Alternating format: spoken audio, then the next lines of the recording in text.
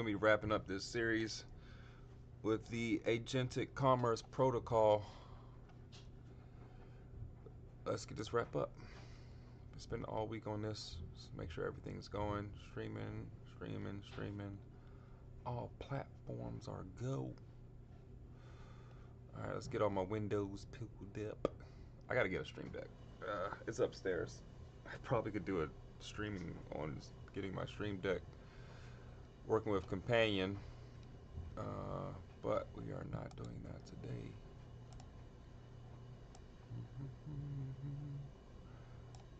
Thanks for the feedback from the folks who've given me feedback on this series, who've joined in. I appreciate you guys.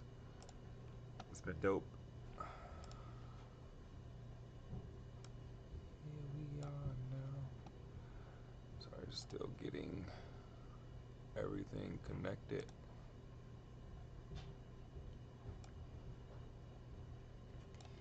Doing my AI thing. Alright.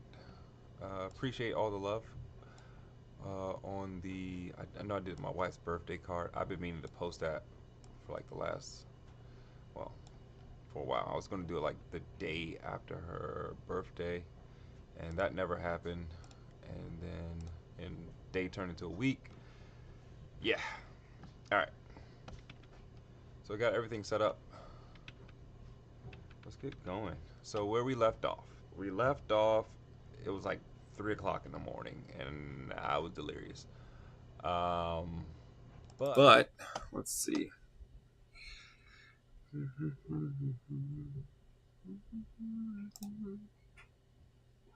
Let's see, where were we? Here we go. We were created, yes, running the test script to create products because we needed to be able to create products on the fly. So we ran the test script to create a product, and we successfully created a product.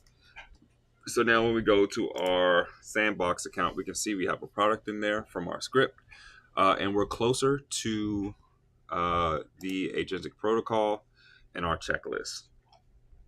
So the big thing that we have to get done, again, we were just looking at the steps, and we were on the count of step 0, Stripe, share payment, blah, blah, blah. We've already gone through that. And then we were here, business verification. We've already done all the stuff in Stripe. The Agentic Commerce overall. And then we read the concept for Agentic, and then we got to the product feed. So this is where we are, creating a product feed. For implement ACP product feed, SQ. And then we looked at the ACP product feed.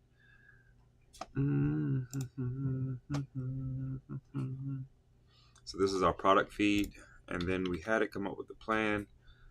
Let's see what we left off there. Let's make sure we push all our code in. All right, let's see if we have anything around product feed.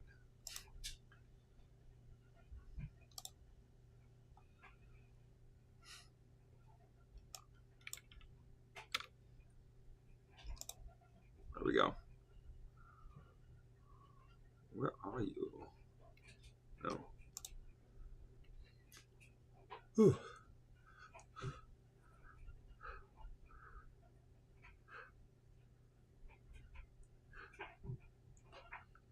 Would you hate when you had to sneeze and it's just like, it's like itching right there? It's like halfway there, but oh my God, it's the worst.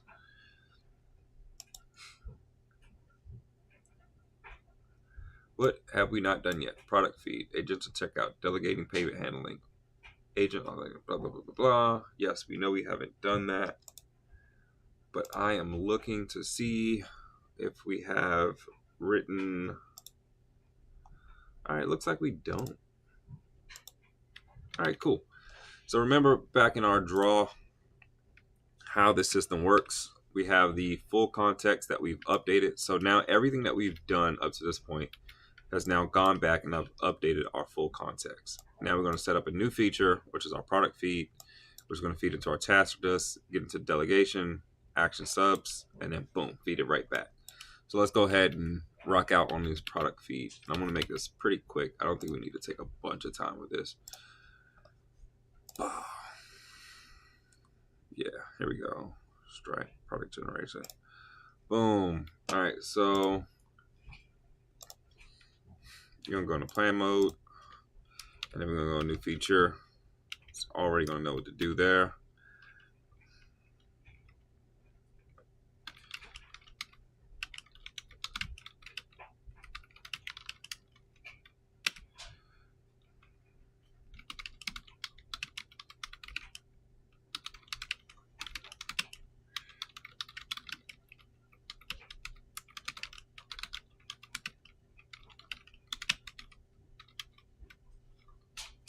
Boom.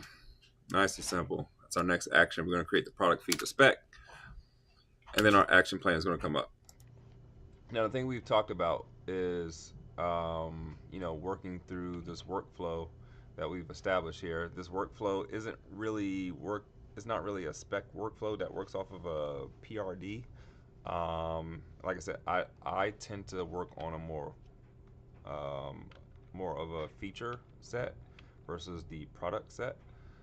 So I'll start with the product, I'll start with the feature, and then I'll drill down into the task. And so the feature in this case is creating the product feed. That's the whole feature. So what are the subtasks that go into creating the feature? We have to create routes. We have to create services. We have to connect to Stripe. So all those things go into it. And this is what this is doing at this point. It's connecting. Boom.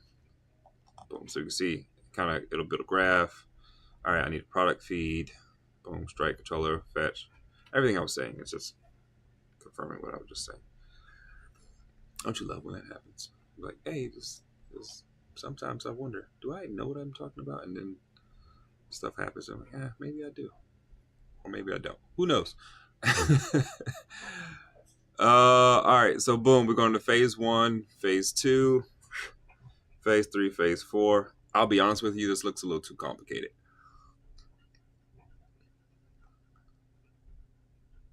Because ultimately what we want is a product feed to spec. That's it, a product feed to spec. If we get the product feed to spec, we don't have to do a bunch of other stuff like format support, serialize. We're not doing all that. Let's be real. We ain't doing all that.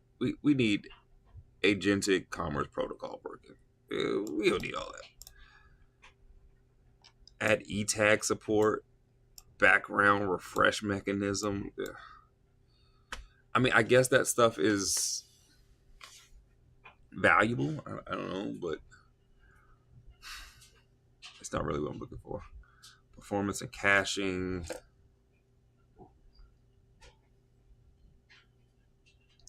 Let's see if it has any questions for us. Usually it'll ask follow-up questions if it's not sure what it needs to do.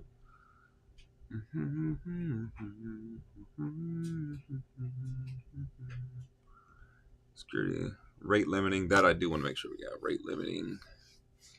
Course verification, API key validation, feature enhancement. Don't really need that. Success metrics. Response time. The only real success metric is, do I have a valid ACP product feed? Period. So before I do that, I'm going to just say,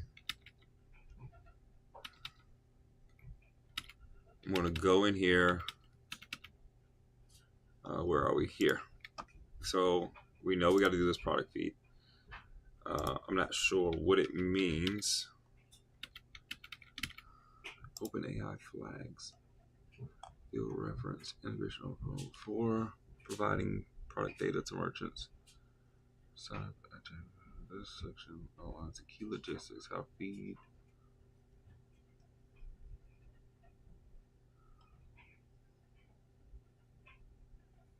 Key points.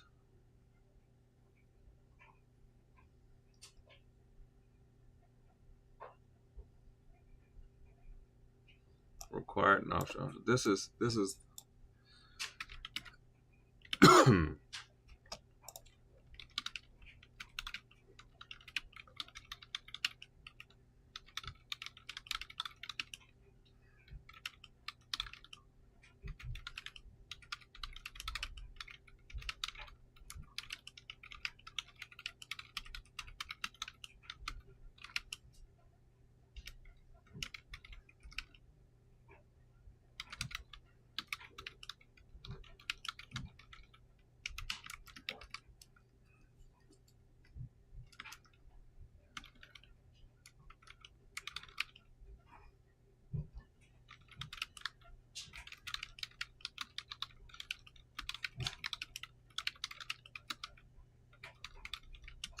So yeah, I wanted to keep the main thing the main thing. What I noticed from the last time that this ran is that I wouldn't say it didn't really keep the main thing the main thing. It did a lot of great stuff, but it felt a little unfocused.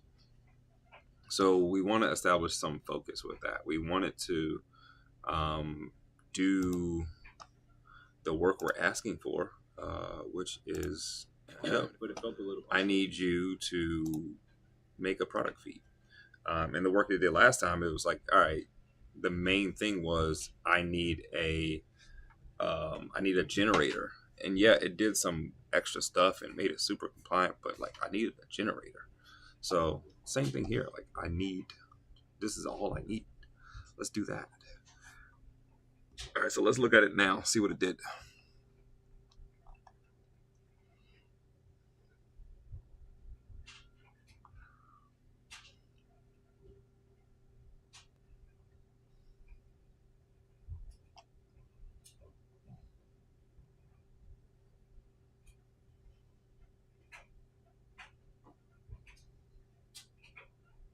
See both of those items in there. Enable search, enable checkout.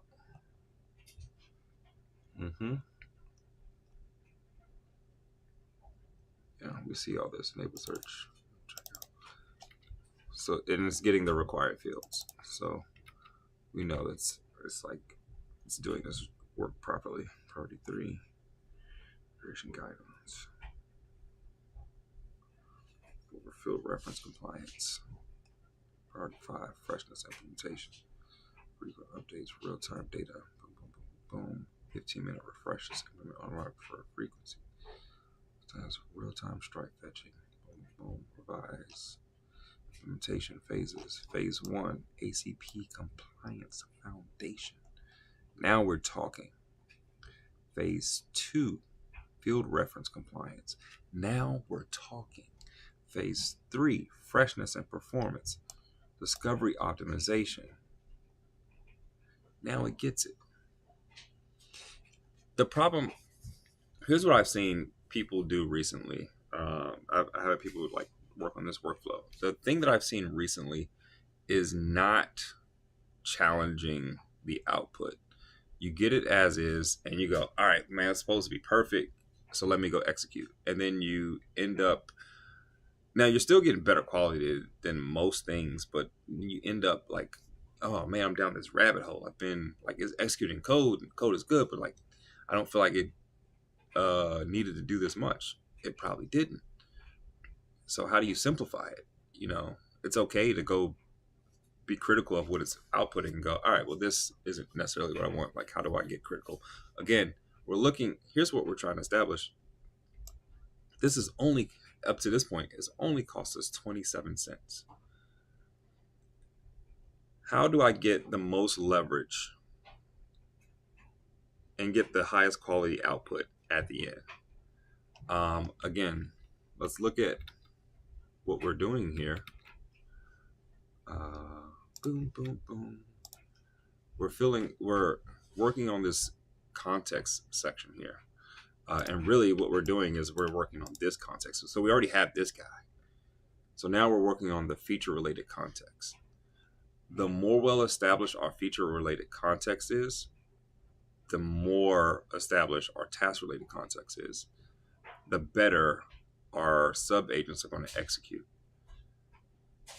Cheaper. And so it pays for me to spend the 27 cents or the 50 cents on this section. And then when it finally writes out the plan, it pays for me to take that $1.50 plan or dollar plan. And in the end, this stage, whenever I do it, however many times I do it, we know it's going to cost anywhere between $1.50 to $2 to run that. But again, the cost for developer time, like what is that? So now we've turned that into like, I mean, it's we're playing on much bigger margins, to say the least. So let's establish it, and again, it's going to be efficient as it's moving forward, and it's going to go fast.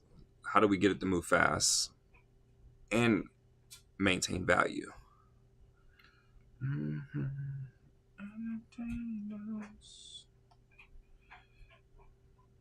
Data is fresh and accurate. Integrate the OpenAI specs exactly. Bam. Now we have the right success criteria. Also, we have the right success criteria.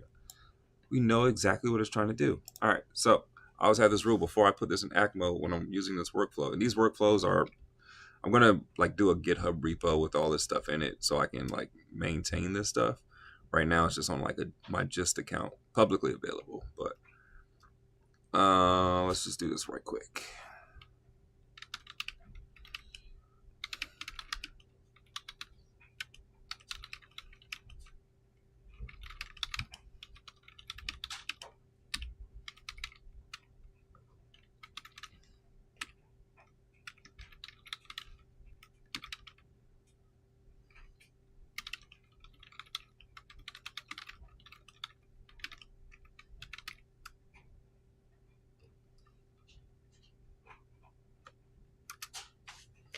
Just letting them know, look, brother, you got a job. All right, bet. So it understands what it needs to do. It lets me know it understands what it needs to do. It lets me know it knows the key focuses of what we need to work on. So I'm gonna go ahead and put it in act mode once I know that it knows that we both understand what needs to happen here. So let's go ahead and move forward.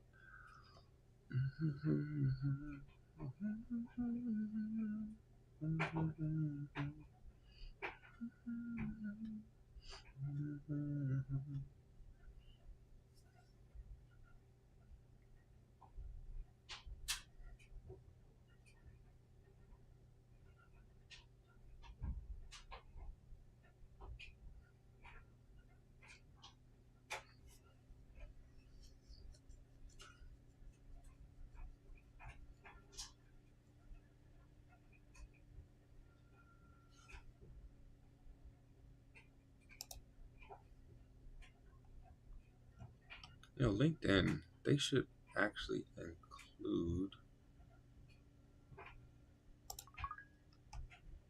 live comments on their live feeds. They don't, though. They should do a better job with that.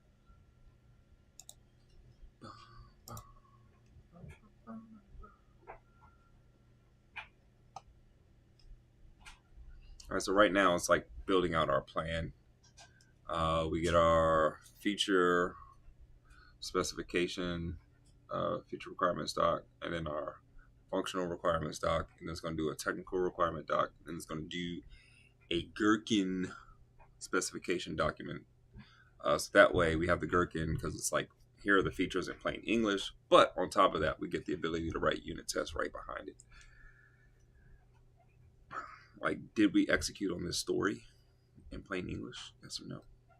Let's write a unit test behind it because it's in Gherkin. We can go straight from Gherkin to whatever testing Jest or whatever you have.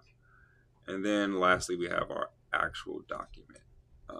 So you can see we have another feature here, which was the product generator feature that we built. And now we're working on the product feed. And then as we see, planning, that's where Claude takes over and starts working through the extra layer.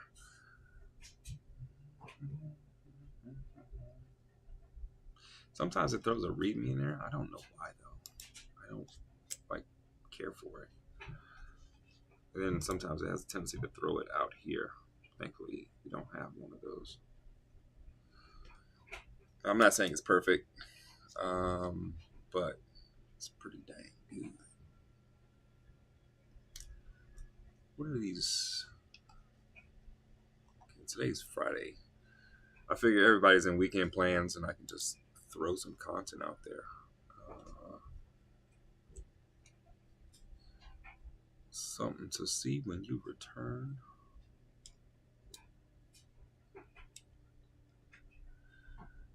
Boom. And now it's writing the plan. We are now on the GS document. And again, we look at the total cost for this bad boy. Amazing. I've spent how much time on this so far. We've only been here for a little bit, and we have a plan almost ready to execute.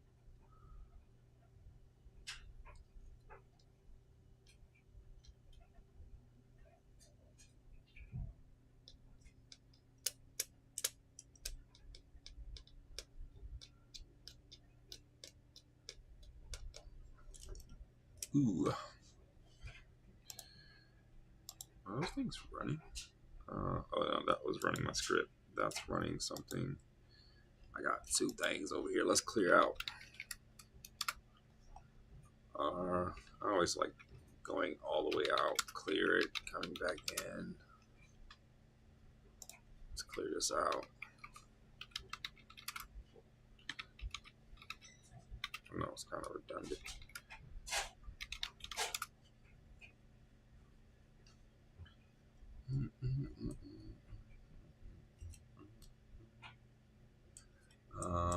This is Claude Opus Limited Reach. All right, cool.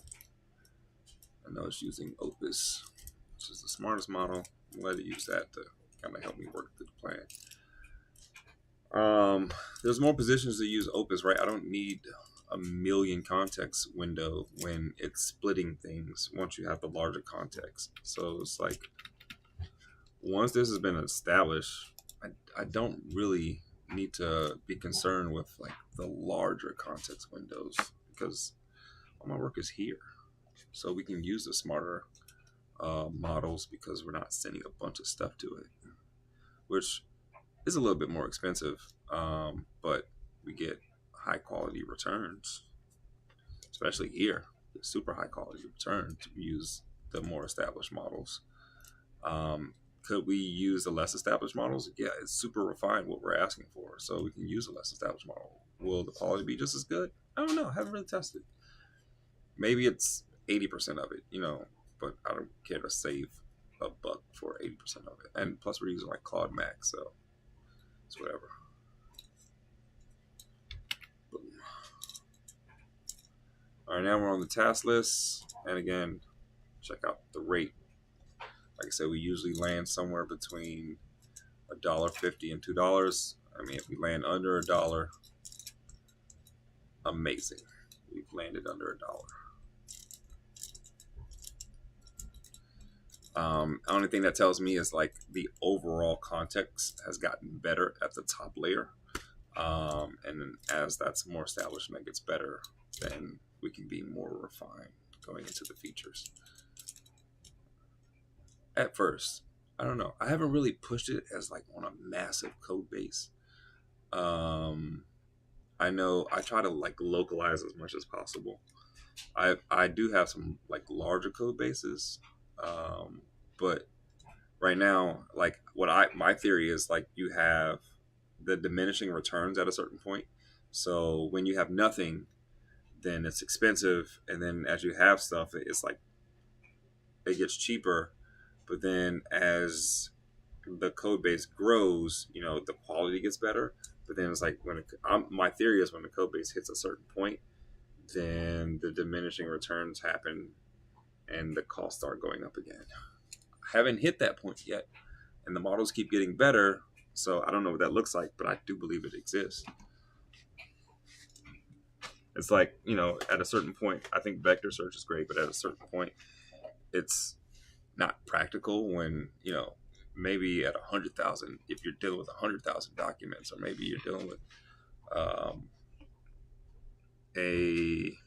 maybe just right at 100,000, but if you're dealing with documents that are in the millions, then you need to combine the vector search with some other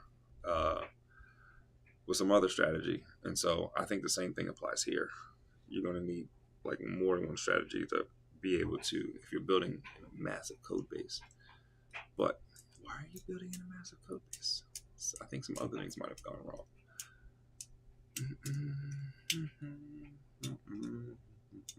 Okay, our plan is established. Let's get going. Start phase. We'll pass it our feed. We'll pass our task list. phase 1. And then I like to pass a little extra context.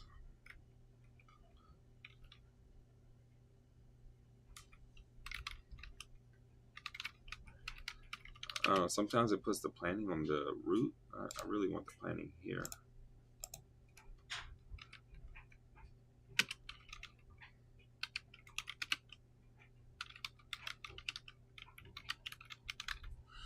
I shouldn't have to tell it that, but what else do I want it to do?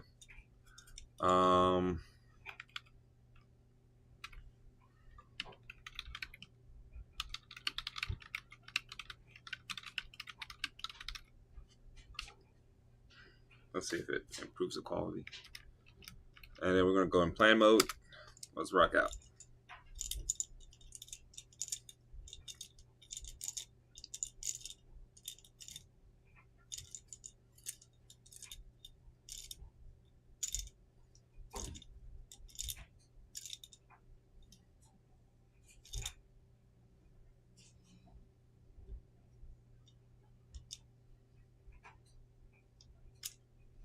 Ooh, before I do this, I know what we didn't do.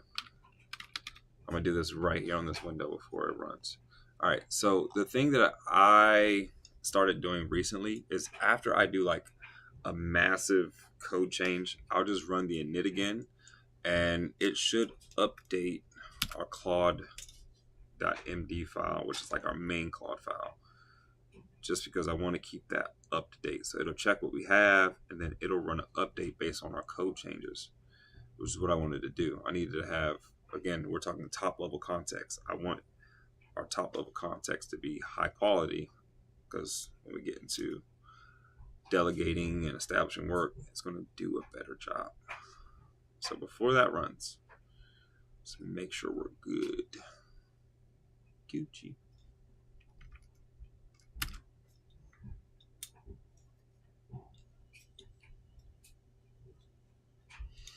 And we'll start a new task. We good here. Let's close this out.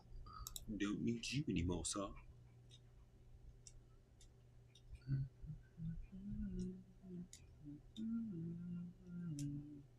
So now it's going to improve the Claude because it has everything it needs to know.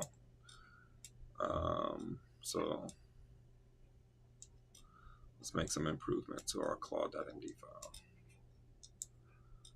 which is like the basis for everything that runs on the left.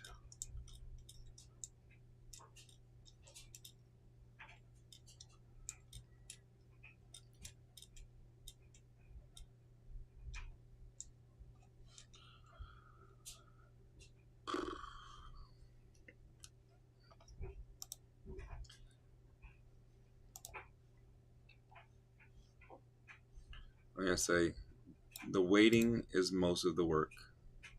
None of this is like super interesting.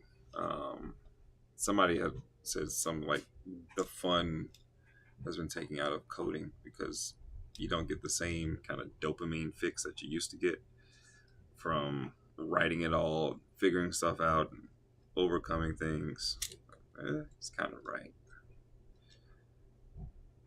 I think I do get a little bit like, I don't think fixing, well, the thing that's changed is like fixing one thing isn't enough for me. Like, I don't think I could ever go back to moving that slow. Knowing, like, oh man, I got to do some boilerplate, I got to get this done. That would take me 5 minutes. Why would I want to write that? I don't think I can go back to that. Do you want to make this go? Yes. One can appreciate it, but I'm not going back. It's like telling me to go back to memorizing phone numbers. I'm not doing that. Let me do some higher order work now.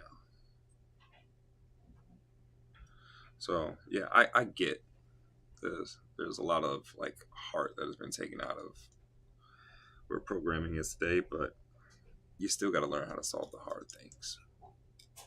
You still need to skill develop.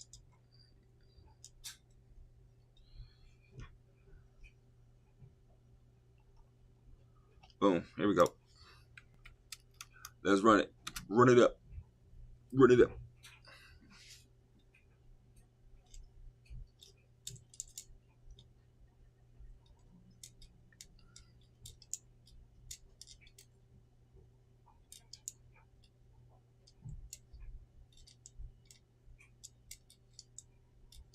I gotta take. So I've been doing these live. I gotta figure out taking all this live content and then doing like T3 or something and posting that, taking the clips and stuff and posting that. I'm recording all this stuff, but I never post any of this like separately.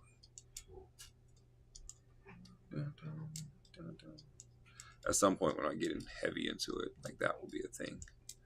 But I'm happy just generating content for now. At least I'm saying I'm working on things that are usually just in my head, or they're usually just executed on, and I'm doing this work for people, and no one else in the world knows about it. That too. All right, so now we've refined the plan. Here's phase 1. Let's update this actually. I haven't actually told it to do it. Yes, I haven't said yes. All right, so create the feed route, implement headers, cores, cache, blah, blah, blah. Create this guy, Stripe Connect, OpenAI Transformer, blah, blah, blah, required fields. You got it. Extract ECP.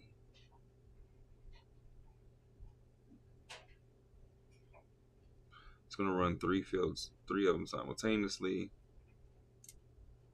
4 to 6 hours for starting. This isn't going to take 4 to 6 hours, let's be honest.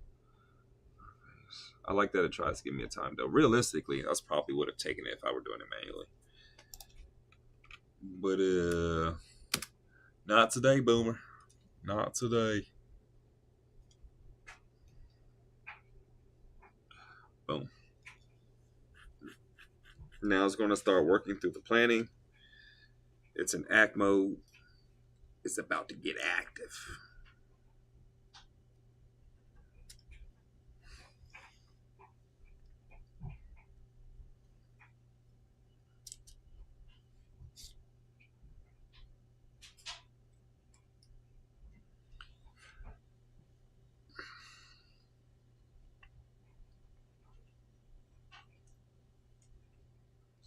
All right, where are we? Blah, blah, blah. Let's first update, approve of strategic changes, then the planning directory.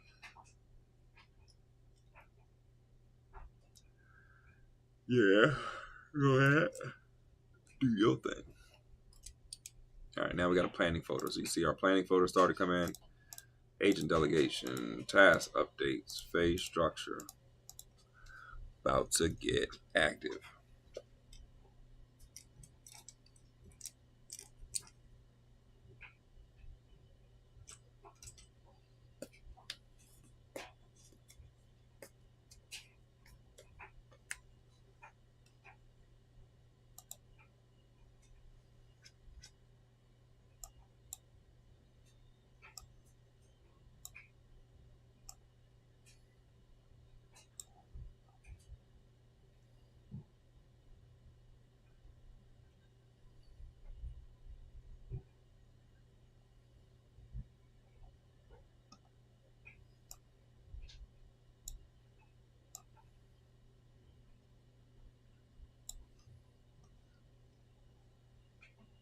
Oh, snap.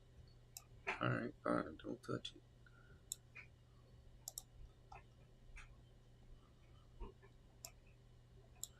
Okay. It's got a little quiet. Let's see where we are. It's still working through the plan. Right, task delegation. So now it's working through the task delegation. Getting that out.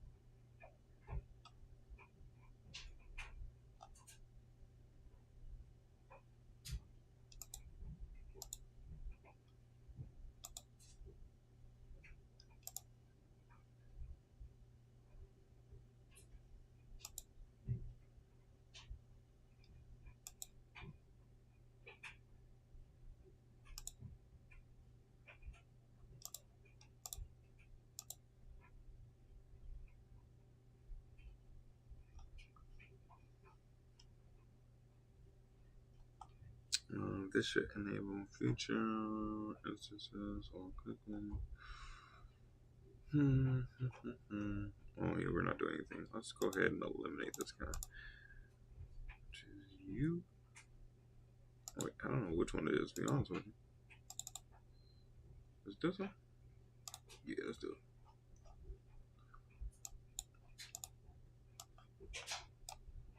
Whew. Oh, it looks like they're already working. All right, let me launch the backend developer. Sound says work on 1.1a. So we have our agent directory. So let's look at it real quick.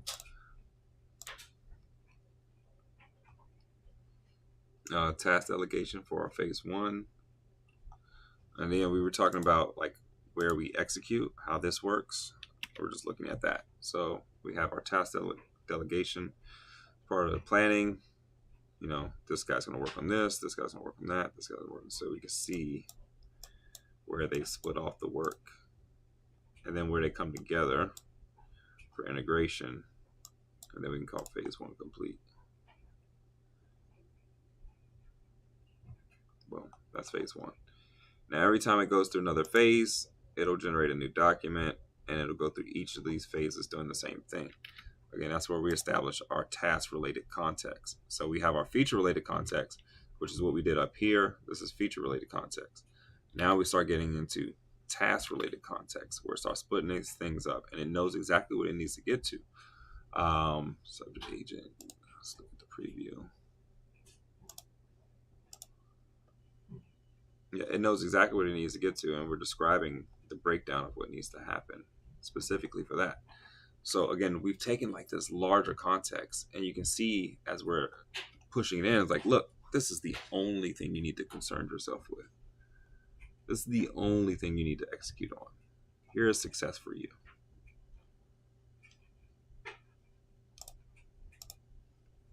And as things are changing and moving, we can see them happening here.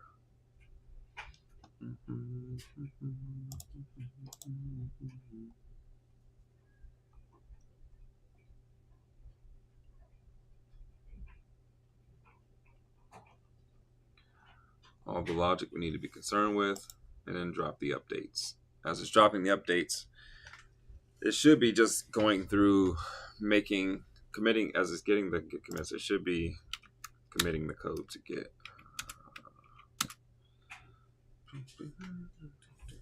And now we see this one's working on our minimum valuable endpoint.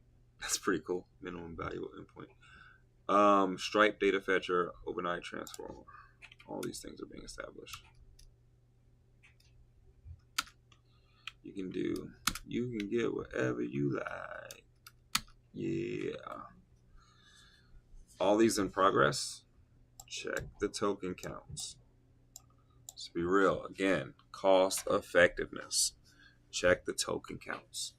When this thing says done, it will have executed at a fraction of the price. Each of them, they're running these tasks in parallel.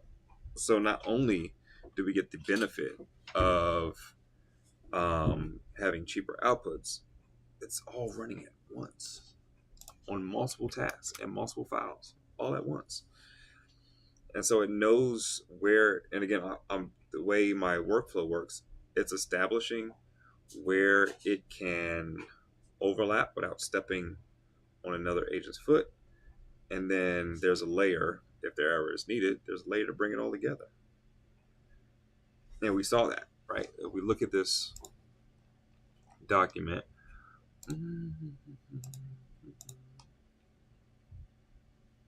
let's close everything out. Oh, was that it right there? Let's try again. Scroll all the way back up. Oh, sorry, it's task delegation. You see it here, where it knows the opportunity to work in parallel. This is what I had to do. Like, hey, take our task list, identify the opportunities to work at the same time, and do it. And then opportunities where you have to come together. But if there were multiple, it would be across multiple opportunities to be in parallel. Why? Because it makes it more efficient. Otherwise, it would do one task and then go into the other one, and we would still end up at the same amount of tokens. But we look at the finish time of it. You know, it's the difference between all of them working at once, taking 6 minutes versus all of them taking 4 minutes apiece. 6 minutes. 6 minutes, Dougie Fresh, you're on. You know? Give me the 6 minutes. I'm sure those aren't the words, but you get what I'm saying. Done. Now they're done. How long did that take? Am I?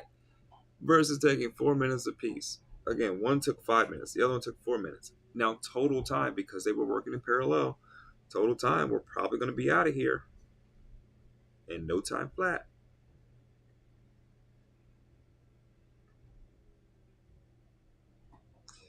I don't know if anyone's like really making the most of these strategies. But when I was introduced to it, I was like, yo, this is leverage. I can cut my development time in half. After I've already cut it in half, I'll cut it in half again. If I cut that in half, I'm going to cut it in half again. You will cut it. Not quite there yet. We're getting close.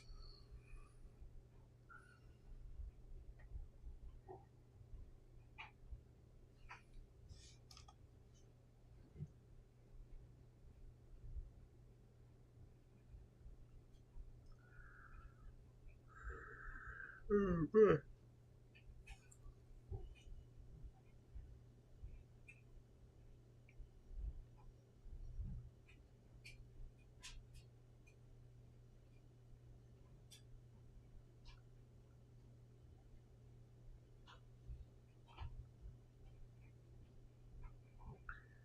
Boom. 7 minutes. I thought we were going to land somewhere around 6 minutes, but we landed somewhere. So now imagine them running one at a time, right? I don't want that.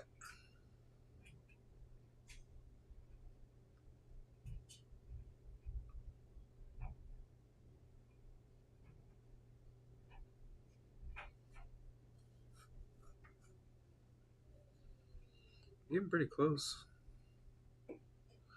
We're gonna be calling this particular task done soon.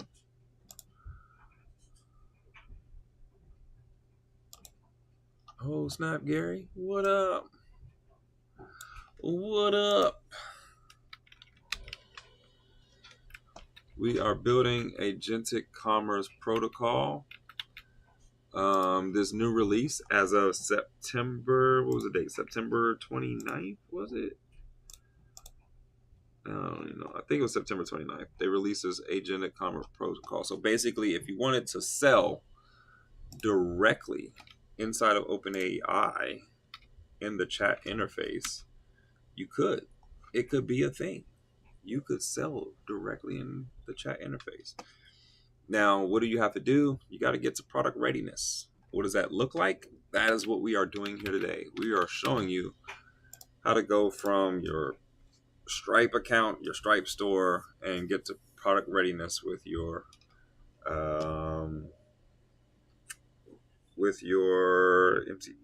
ACP protocol. Yeah.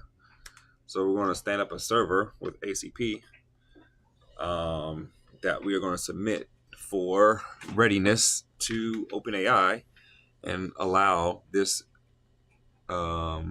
this trainer to sell directly in ChatGPT, and maybe the first of any trainer to have ACP done, right? Most of the people who are getting in right now are technology companies. Imagine being a trainer and getting in right now. It's crazy. It's a crazy thought. Excellent. 0 experience.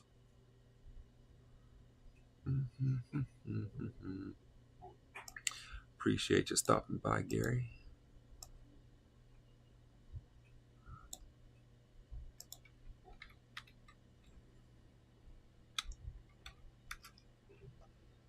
You know what I gotta figure out?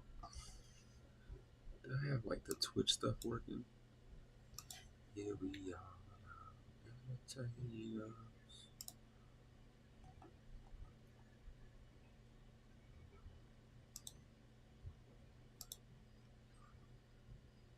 Let's work through it.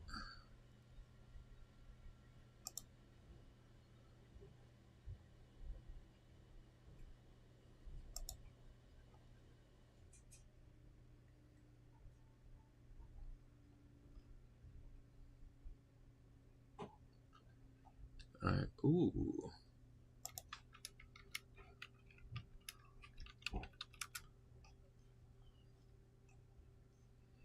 All right. Still learning how to use all these streaming platforms, though.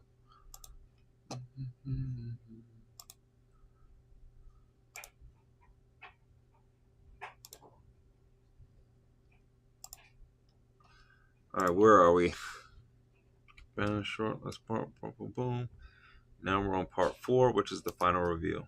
So we've probably been doing this like 10 minutes, and we're already on the final review of this.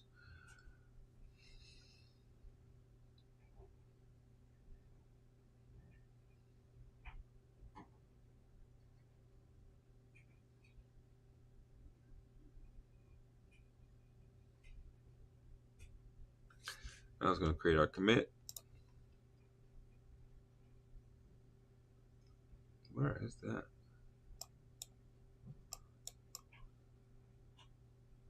See, it did it anyway. After I told it not to do it.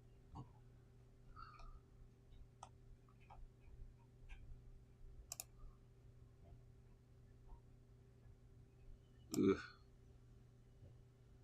It already has some task updates in there. It's really weird when it puts it there. Like, I don't know what to do with this.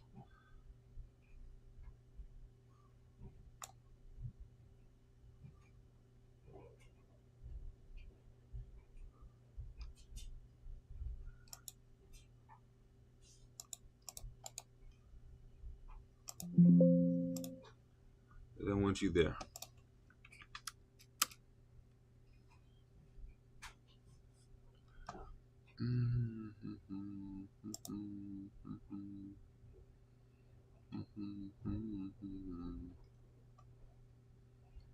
I have 2 followers on Twitch. That's dope.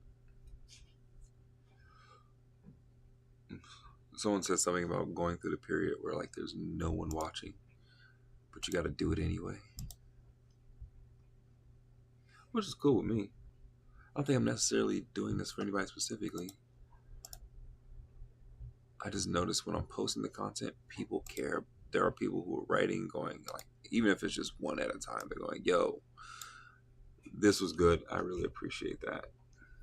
And I'm saying, all right, it's valuable that I'm sharing this information. So why not share it with the 1 or 2 people who care? What was that? The book called 100 True Fans. You know, that's what you really want. Just those 100 people that care about this kind of stuff. I know they exist, and that's who I'm talking to.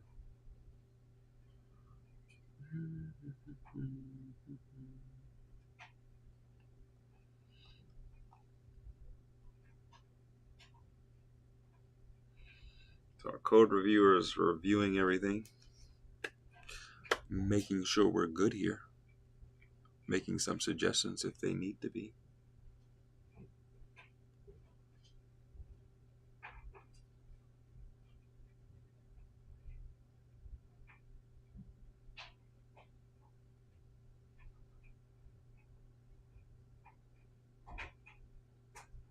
Now we looking.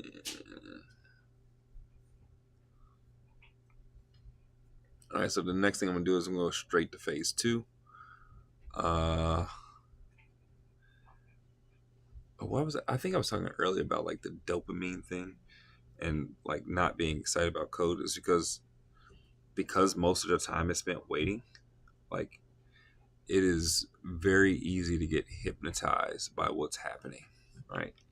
Like we've come to this new place in time in the world, and you become hypnotized to what AI is doing, and now you're watching it build your project. And sure, it takes 10 minutes for it to wrap up a feature, but like, what are you doing in those 10 minutes?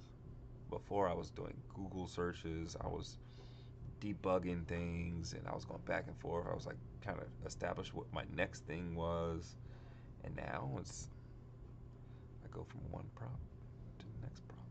So it's especially for me, like I get so distracted easily. Um, Not being in the weeds, it it does hurt a little bit. I don't get the same triggers that I got before. Where was I looking at that? I think, do I have that code? Let me see if I can find that video because I thought it was a really good one. It kind of explains what's going on in this space right now. Ooh, I cannot find you.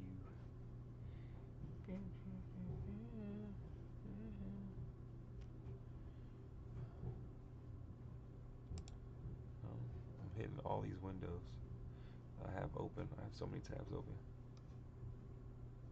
I can't find it. How dare you hide from me?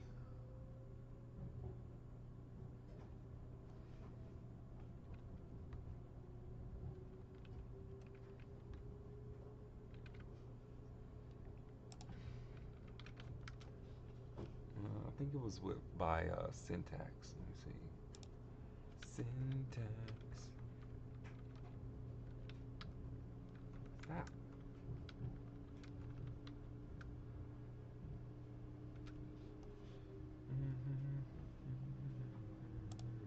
Oh, there it is. I'm done with AI coding.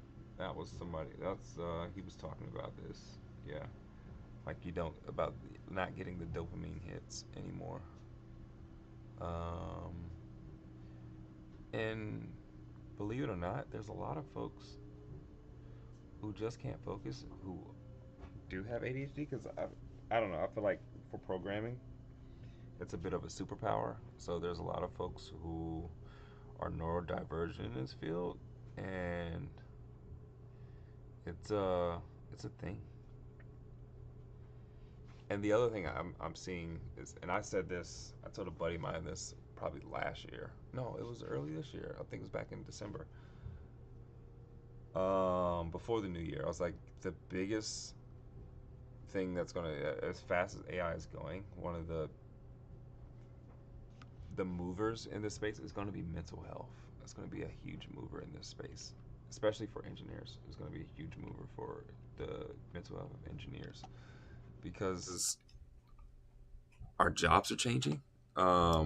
We are, we've gone from writing all this code to having to worry about what's AI writing. Where are our roles now? Are we still gonna get jobs? Like, there's so much things to be concerned about. And then it's like the speed of it has gone so fast. Like, all right, what do I do now that I'm not writing the code? And all that stuff is happening. And with the shift, it's going to be huge for like the mental health because you're going to get burned out. It's like now the expectation is because you can output more code, then the velocity should increase tremendously. Right now, that's not really happening because you can write more code, but you have to review more code. You can review more code, and even if you review the code, you still have to have the skill to understand. Oh, yes, I can put out more code to submit to the MRs, but I probably shouldn't have 20 file changes with 10,000 lines of new code in there. So there's going to be some skill gaps that need to be closed before you really get that kind of velocity out of your development team. It looks like we're done here. So let's see what we've accomplished. Approve, recommended, great. A minus. That was our code review results. A minus. Issues critical 0. High performance optimization 1. Chorus config 4. Production ready for catalogs up to 50 products. I wonder what that means. Production ready up to catalogs up to 50 products. The person I'm working with does not have 50 products, but if they did, what does that even mean? Do I need to paginate the products? Does ACP have pagination for a product feed? Is that a thing? What if I had, again, we started talking about like what's important for scale. Like, man, what if there were 10,000 products? Then what? Are you not able to handle that? I wonder. We've completed required fields, recommended field optimization, header responses, done, and done. Cache manager, e-tag, performance, time to MVP. They're making this up. We did not just spend 4 hours here. We've probably been here for 30 minutes. 70% faster, 150% faster. I don't know. No TypeScript errors, no linting errors. According to the review, we're 100% compliant, which is the thing that absolutely mattered, period. We needed to be 100% compliant with the specs. 3 sub agents worked on it. Boom, boom, boom, boom. Open net quality. Fantastic. Amazing. Right? What do I want to know at this point? Because the whole feature is what I wanted to establish. And it looks like we've established phase 1, phase 2, and phase 3. Looks like we established 3 phases. But I don't know. Let me see. Let's axe.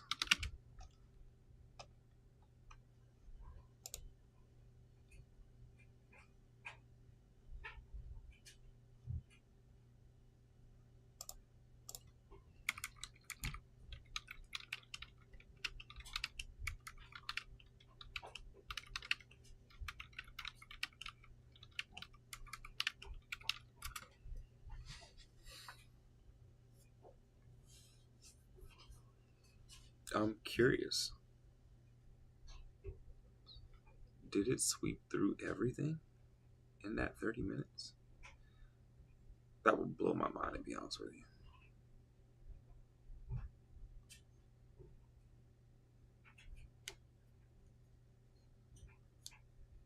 I usually just move forward. Not really concern myself too much with that. But let's see.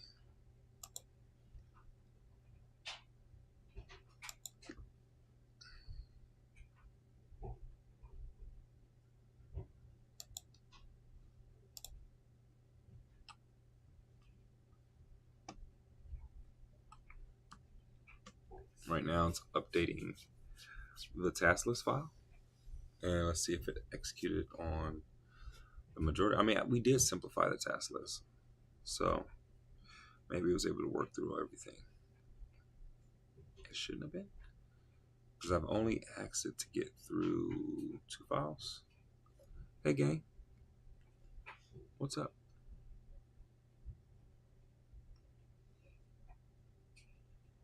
So look at that. I was able to get through phase 1 successfully. All that stuff has been checked off. I don't think we got through phase 2, even though I said it got a few things down to phase 3. I think it just reestablished phase 1 and then broke that down into, I guess, phases. We'll see. These features are deferred from the original phase 1. Allow for faster prototyping. Yep, I get that.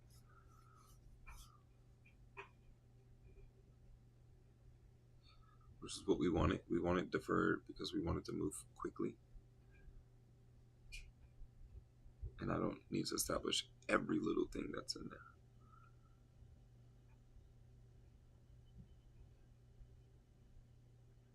Here we go. Product hardening, field reference.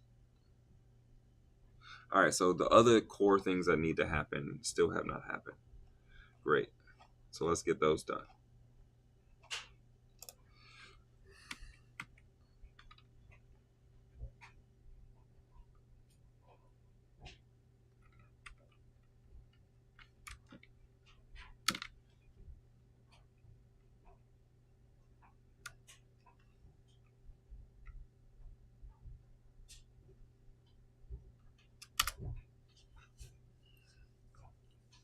We're literally just going to move on to the next one.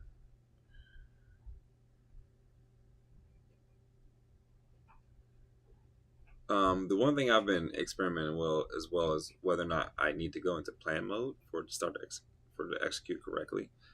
Earlier today, not on this live, but earlier today, I was doing without plan mode, and after I did the first plan mode, it was really good, which is what I just did right now. So after I did the first plan mode, it was really good at just going through and go, oh, I know this pattern, and it went through the second plan mode without me.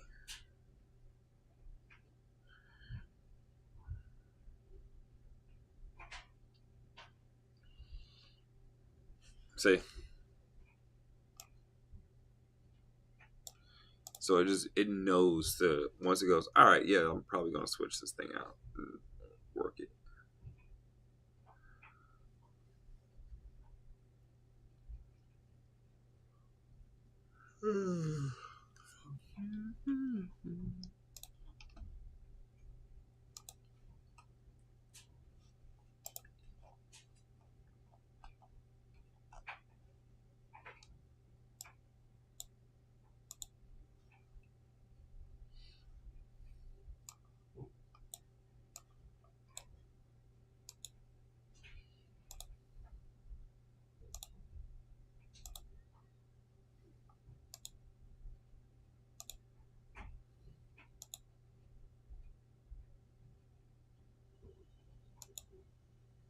Man, where'd my other window go? I have lost my window. There you are.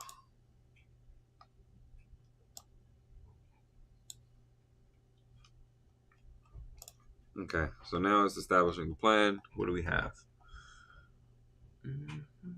Phase 2, refine plan, strategic focus. We got phase 1, all the things we already did. Mm-hmm, mm-hmm.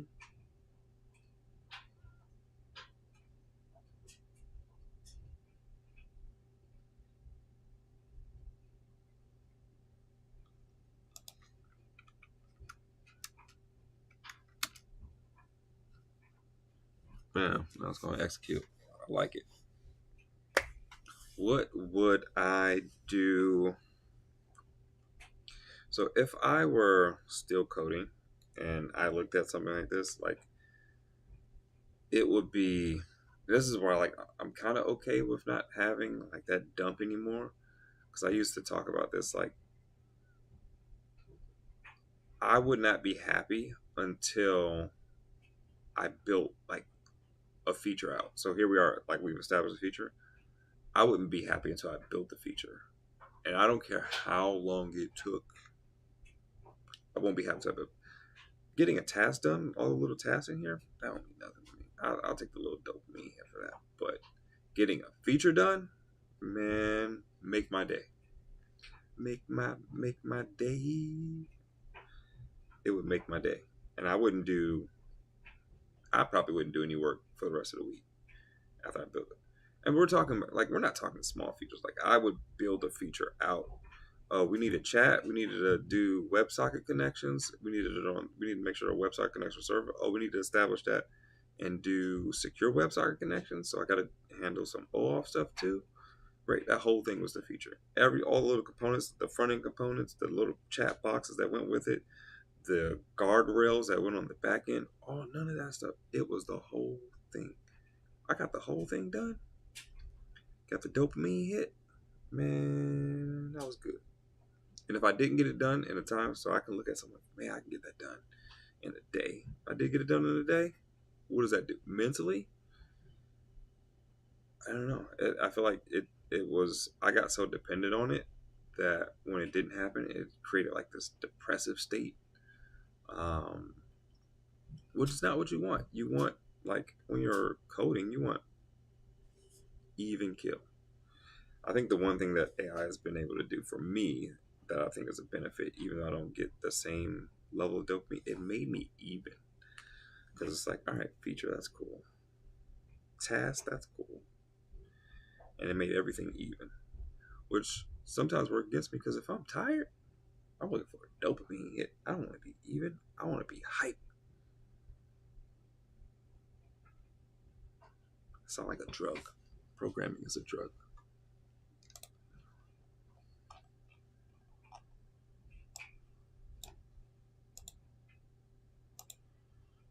What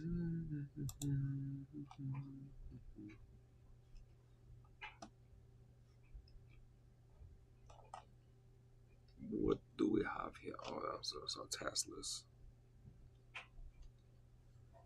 Ooh, after this, I meant to restart it after that last phase. I didn't restart it. So after this one, I'm going to restart it. Because, yeah, it starts doing that flashing thing if you don't restart it. I want nice, clean terminal. Totally dependent on this workflow we set up, right? If it depends on the context that we set down, then it doesn't matter that I restarted the whole window, the whole terminal. We didn't lose anything.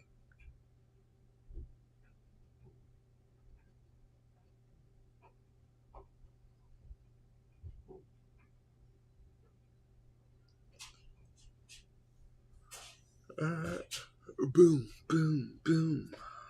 Execute, execute.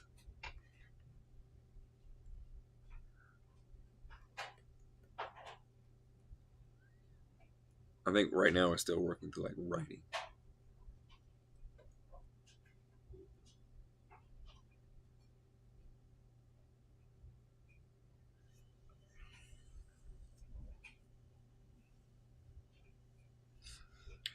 Might go upstairs, make me an energy drink. I'm getting old, man. I don't like. I'm not up. I used to be up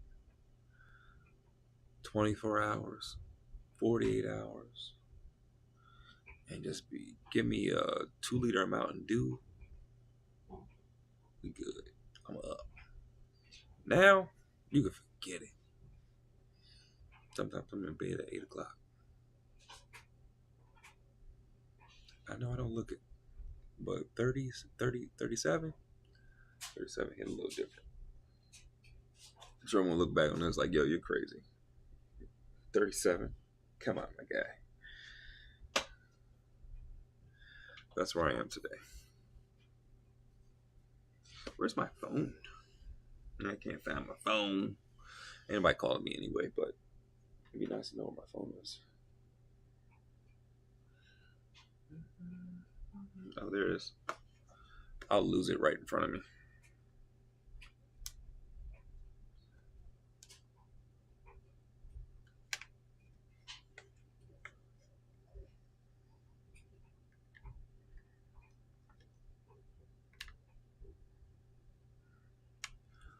I like that my cover is waterproof, but I can never charge it with these chargers. You like one of those. I'll just get one of those chargers where you just leave it on the surface and it charges it by touching. Wireless charger.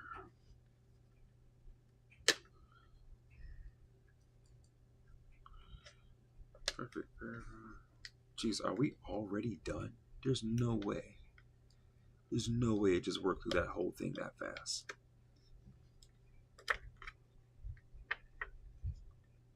There's no way.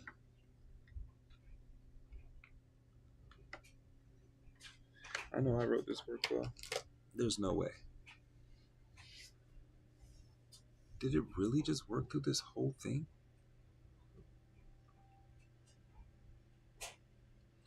Mind you, initially in phase one, it took what, about 15, 20 minutes?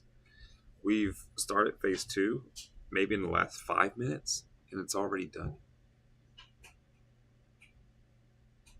That would be insane.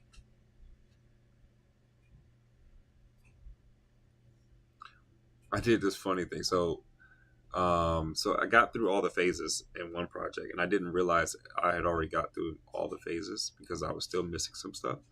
So I said start phase 5, and it just created phase 5, what it thought it should be. And somebody had said something about this a while ago. Like, if you give AI a context window, it's going to try and fill it. Phase 5 didn't exist, and it was like, let me fill up what I think phase 5 should be, and then execute on that phase. Okay. But still, like, it's on the final review in like 5 minutes. Like, that's insane.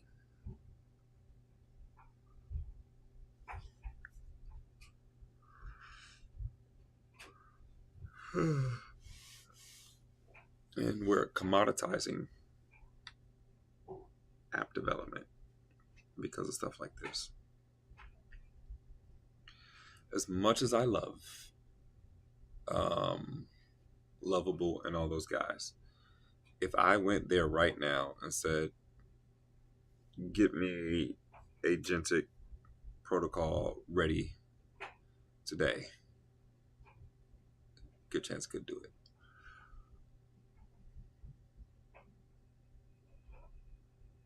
And they're just looking for like a one prompt. But we're doing it, and I haven't written one line of code yet. We've been going over the construction of this over the last 3 lives. Not one line of code has been written in 3 lives. It's production quality.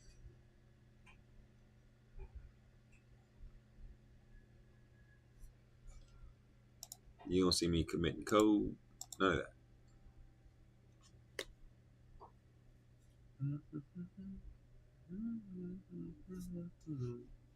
Got plenty of commits though. Got plenty of commits. I ain't doing. I can always go back. I just wrote the thing that allows the thing to happen. I don't know. Start saying crazy stuff when you get tired.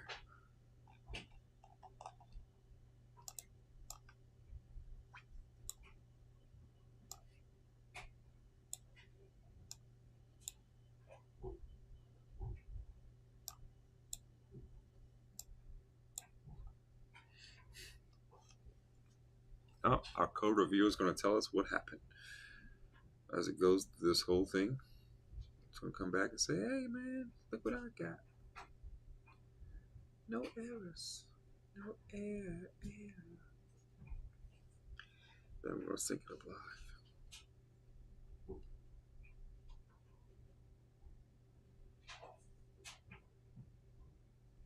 It's crazy. Like if I wasn't doing this live, there's 90% likelihood I would already be done.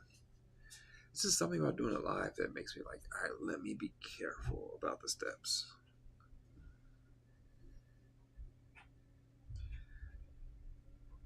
Because if I don't care about the steps, I'm doing anything. And sometimes it works, sometimes it don't.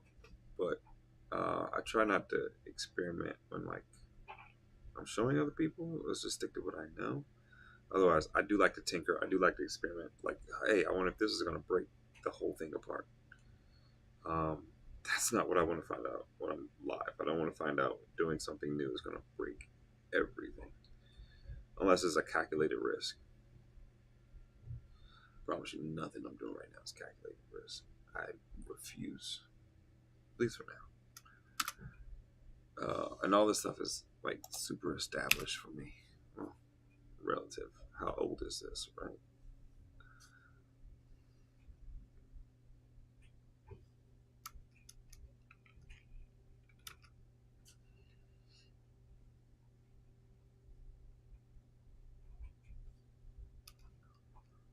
Oh boy.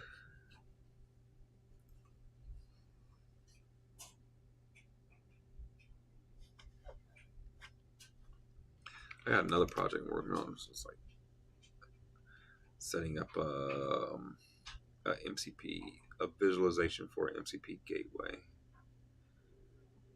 outside of like the MCP inspector, like something you can sit on, pause, and it stays with you, and you can like add more stuff to it. Like yeah, I think I want to build like a real visualization for an MCP server, MCP gateway.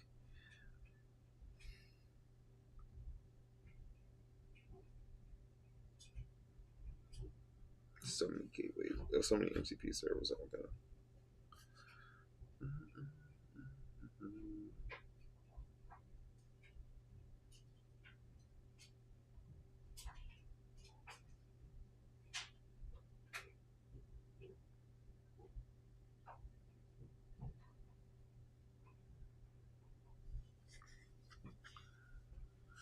Jeez.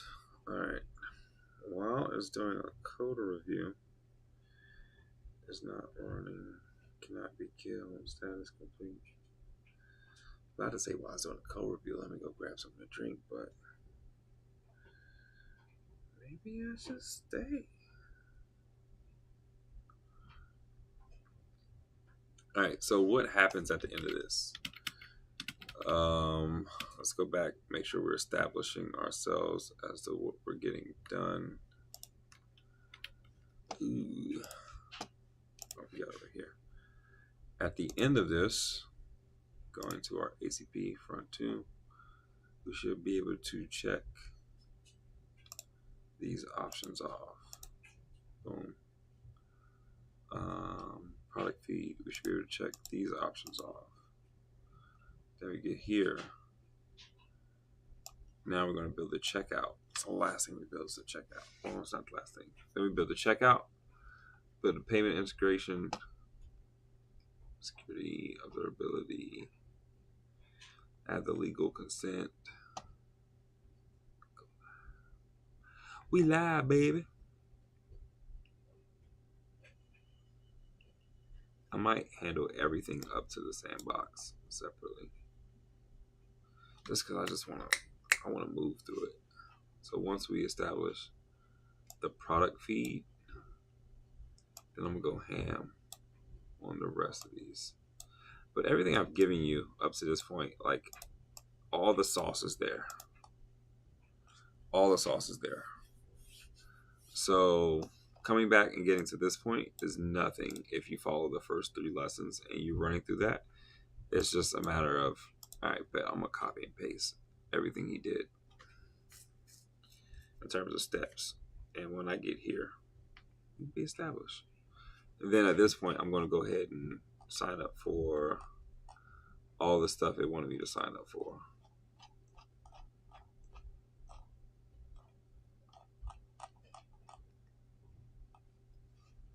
Oh, let's see where we are.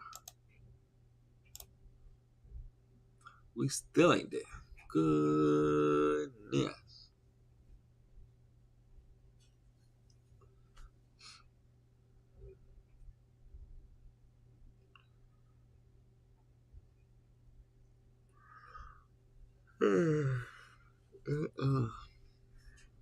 I'm nice and cozy with this hat on. I'm gonna take this hat off so I don't get uncomfortable. Because I'm about to plop on my kid's couch. And my kid's sitting area right behind me. That couch looking real tempting from this camera view. Oh, it's done. But you can see it's done. 47,000 tokens. 6 minutes. 6 minutes. 6 minutes. 6 minutes, Dr. Fresh on. Excellent. The code is complete with outstanding score, 98 out of 100. Now let me finish phase 2 by creating a completion summary and updating the task list. It's going to update the task list because we had a separate task at the end of the other one, update the task list, and remember doing that. So when I clear this out and we run phase 3, I actually doubt phase 3 is going to run updating the task list. It's going to create the summary, but I actually doubt it's going to run the task list. It probably made another planning folder too, which is annoying. It did. Dope. It's like, brother, I see you keep moving stuff, so you probably want me to do this right here. Yeah, man, that's what I want you to do. And you probably saw this one that says, brother, I see you put that right there, and you probably want me to put another one over there, so I can do that too. And we'll see if it puts phase 2 over there. Did I call it? All right, phase 3 is not going to do this. It might not. Phase 3 might do this. We'll see. Now let's read it over. Remember, we already have the shortcut. We can do the work of reading.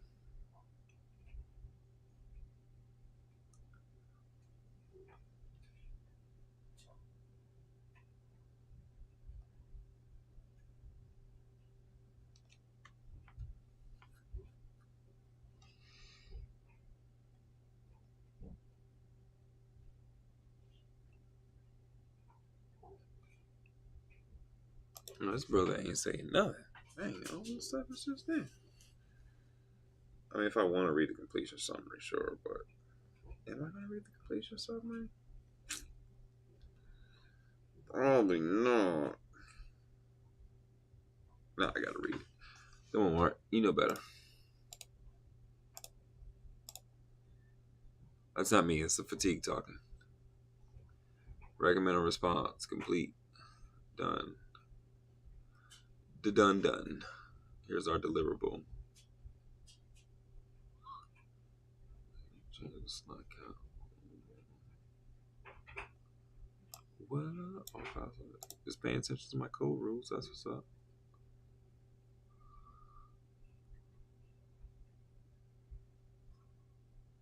What is this? Deferred item.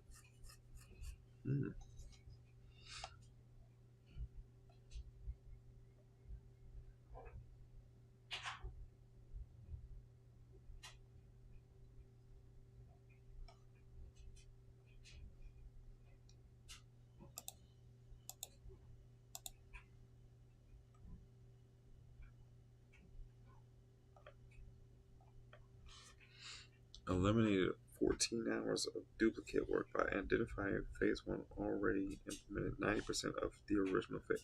So that's why I got done so fast, because it said phase one implemented 90% of phase two. Yeah. So I'm like, yo, that was crazy fast.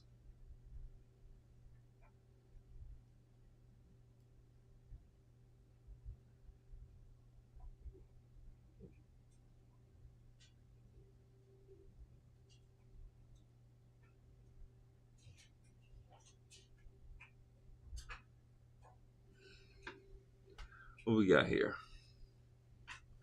We're using Git. Okay, I think it's updating the product feed. Yeah, we're updating the product feed.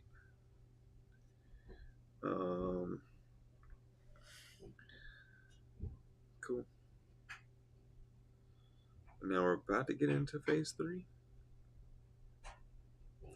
which I think there were 4 phases here. I mean, if it goes anywhere near as fast as that other one, that would be insane.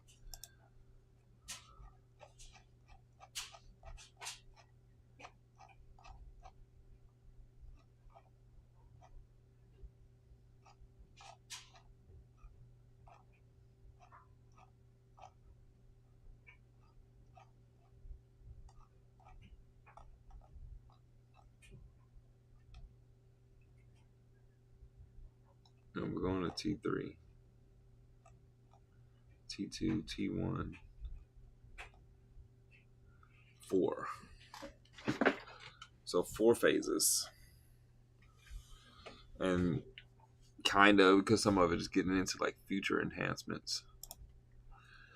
So, all right, let's go phase 3. I'm going to grab something to drink. Ooh, before I do phase 3, man, you over here.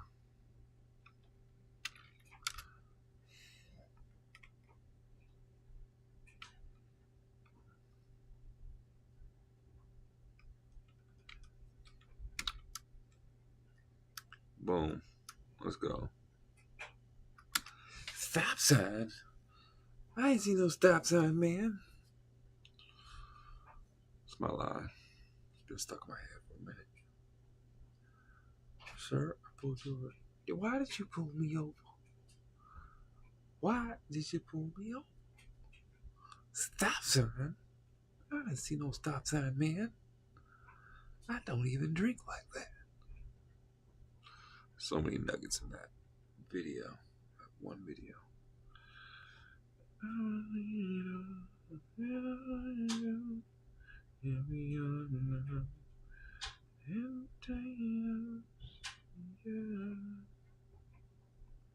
I forgot to run the memory updates after each phase, so we keep the context up to date. Should I proceed with this refinement? So what I'll do, let's run it right quick before we start the next phase. Update memory bank. Memories, sweet, sweet memories.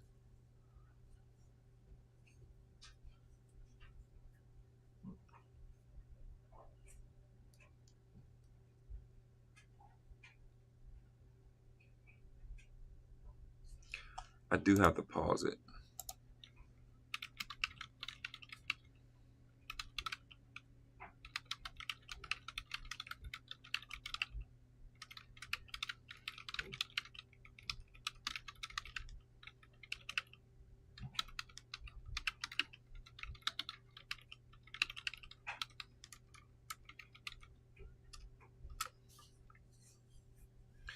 Yeah, sometimes it like writes about things that are just too specific.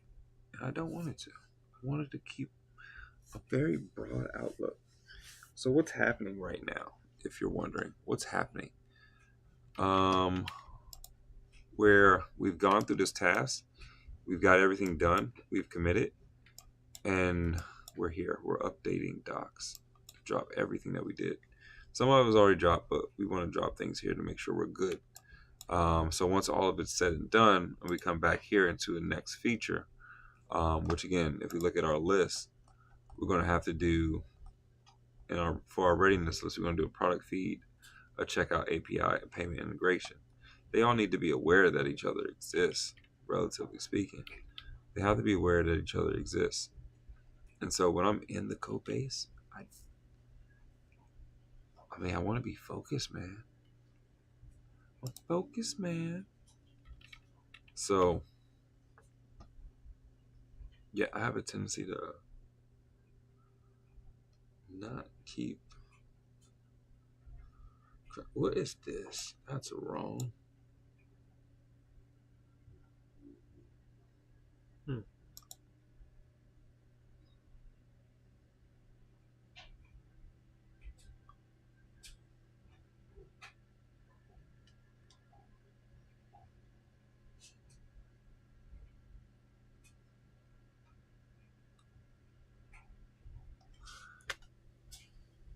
Ooh, I got quiet in there for a second.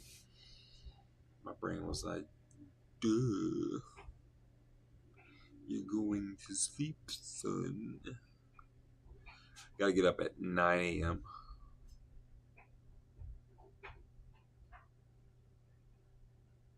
It is currently 11 p.m.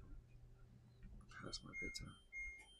Oh, and my clothes have been washed.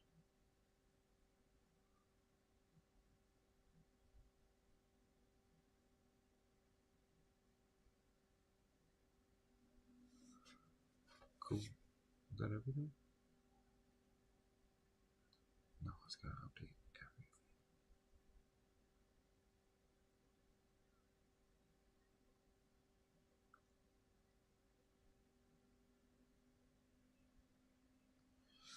Was my phone just ringing?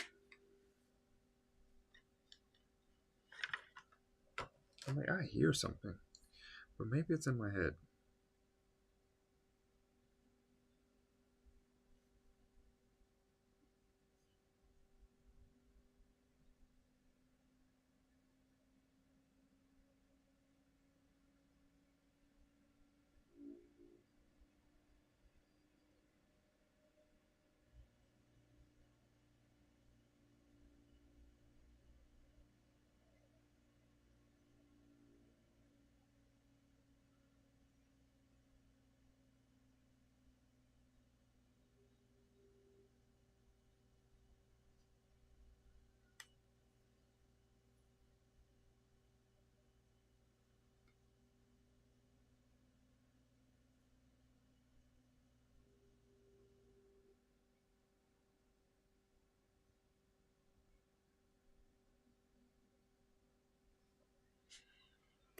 Ooh, where is my charger?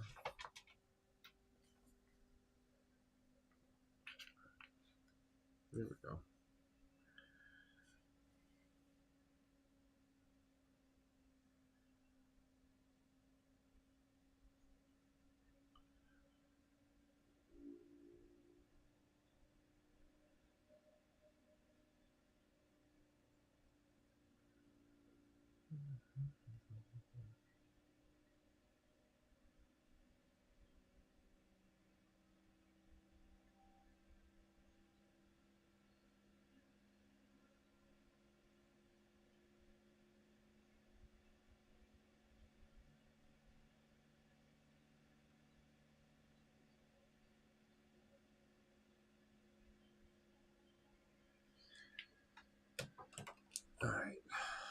Is this thing finished? Good Lord.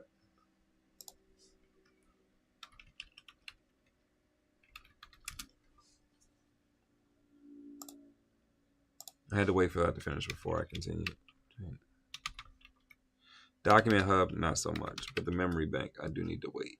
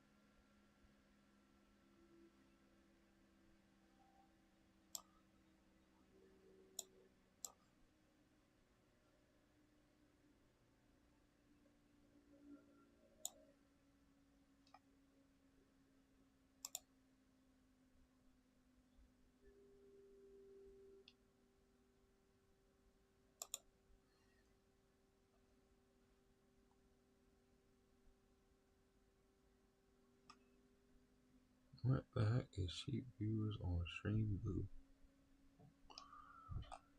I don't want to pay for viewers.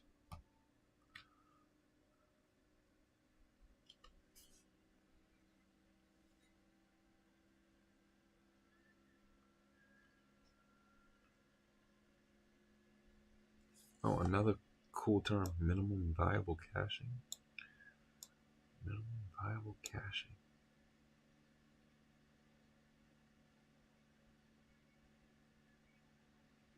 4 to 6 hours. I wonder how much of part 2 is going to take over because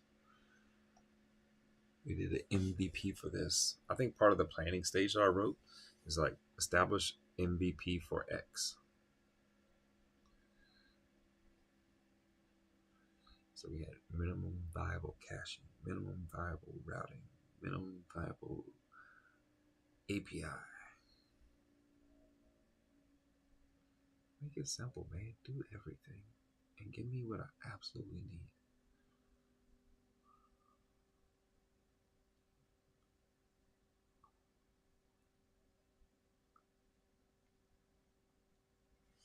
I wonder, did it ignore my planning folder? Perfect. Let's establish the sub agent.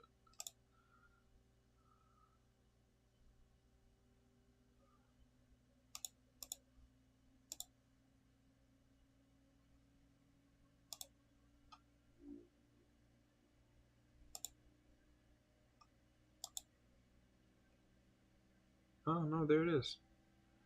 I'm actually pretty surprised that it's put him in the right place.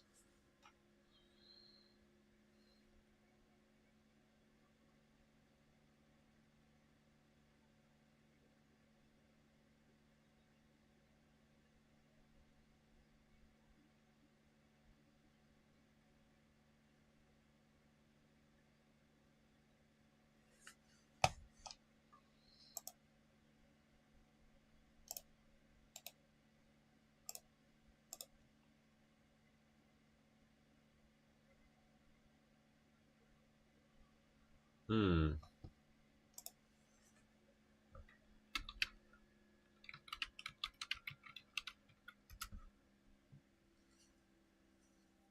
Mm-mm.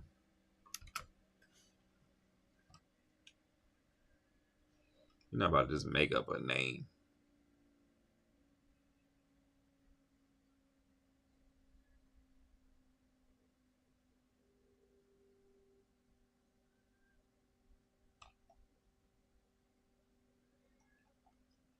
Let's see what you know.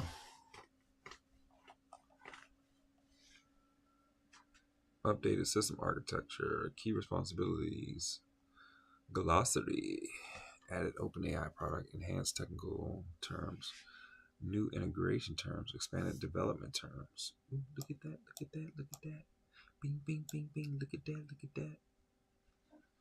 Tech stack, enhanced ACP, new integration technology, Stripe SDK, DeepSeek API, added CLI tools, Commander. Ooh, right, the CLI stuff. Maybe I was. I don't know. We had chart and Aura. Oh yeah, there's some CLI stuff happening, and I don't know why. Oh, dummy for generating products. Added validation. That's overkill though. I'll be honest. All right. Enhanced quality assurance. Part 0 any types. Yes, sir. Complete. What stuff is complete? What's in progress then? ACP protocol. Security layer. And all this stuff is planned. Mind you, if we go look at what we have here, all the same stuff is in there. Yeah, this is part of the plan. Right? We got to keep our main thing the main thing. And this is how we get there.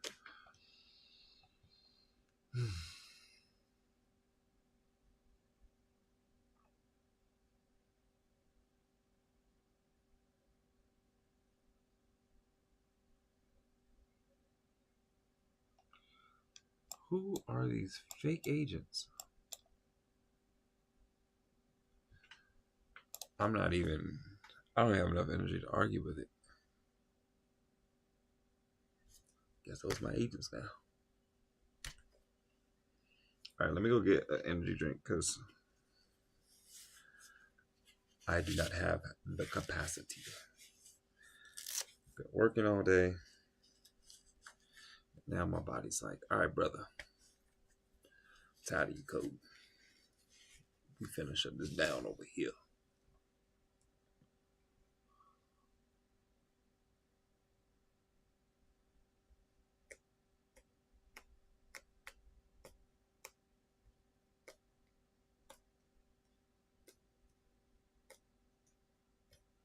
I think phase 4 is the last thing though, so I really want to get through. Like when we sit down, I want to get through each thing. So initially we went through like creating a product, we went through that feature. Now we're going to go through product feed, we're going to get that feature, then checkout, get to that feature, payment integration, get to that feature, get PSN, get to that feature, zippability, get to that feature.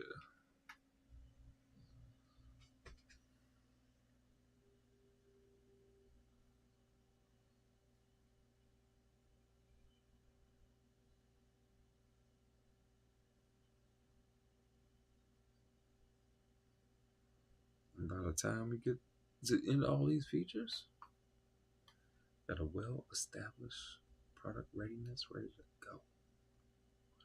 Genuinely, what do we have to change? Like I can say, hey, other person who wants to get on this, I have a product readiness checklist, and with just a Stripe account, as long as everything's in there, I can have you product ready in 24 hours, and then boom, you're in the Stripe store.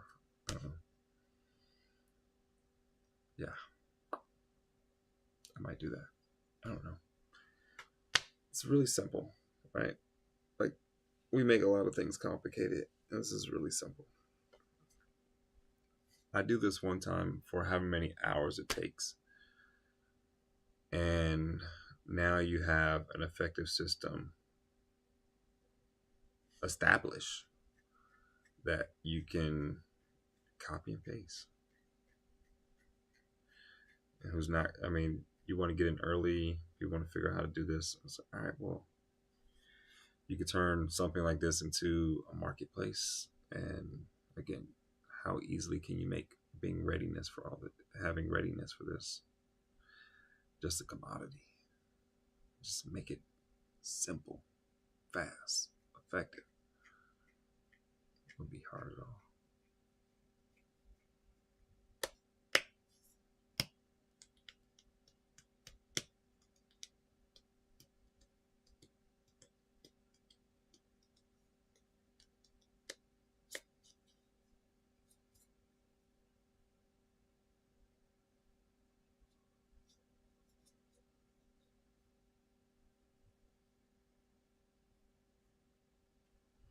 I'm over here checking this thing out. Like I done got a whole thing supposed to be running in the background.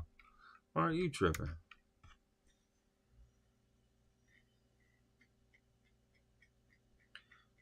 Which is why a brother got to go get something to put on his stomach or shut it down.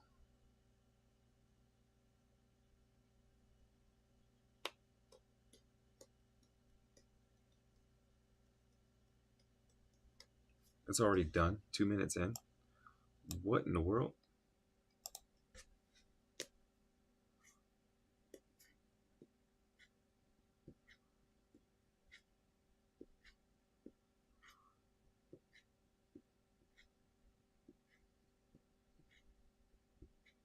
I saw OpenAI was handing out awards for people who use 1 billion tokens. And my goal is to not get there.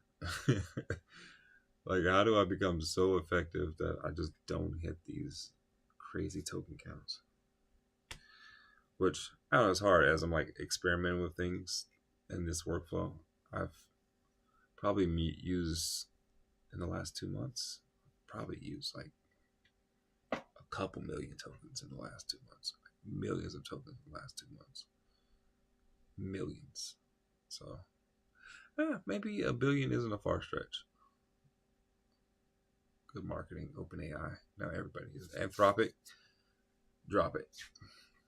Because I'm not using 1 million OpenAI tokens, but 1 billion OpenAI tokens, but I might use 1 billion Anthropic tokens. So go ahead, drop the awards, Anthropic. I know you don't want to be a copycat, but be a copycat. Be a copycat.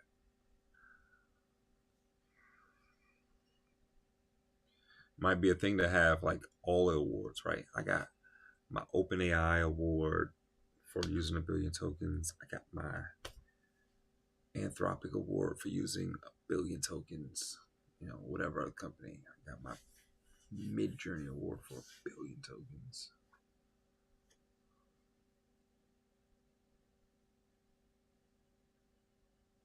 Perfect. All 3 streams of parallel are done. This literally went through phase 3 in 5 minutes. That's insane. It's insane. At least it's going to go through the QA engineer. That's actually right.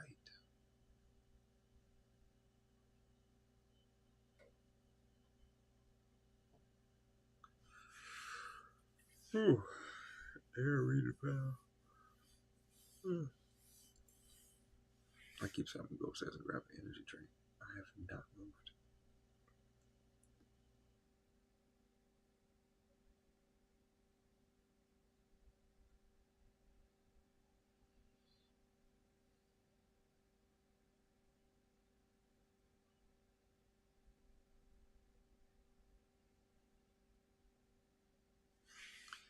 Testing, performance validation. Awesome.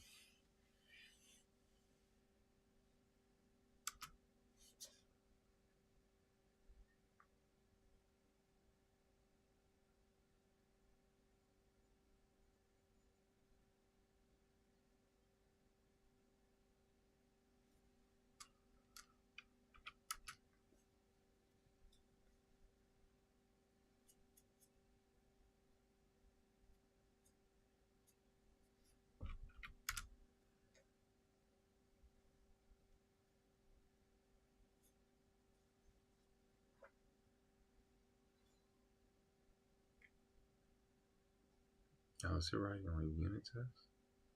Have we got to the place of doing unit tests?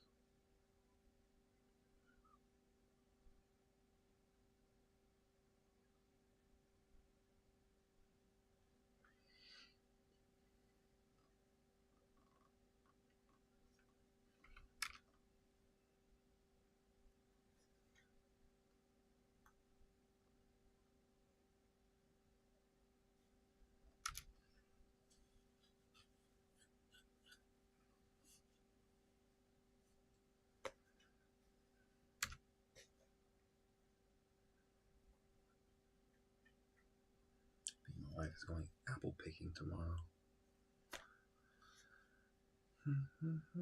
Guess I'll be taking the kids with me to breakfast.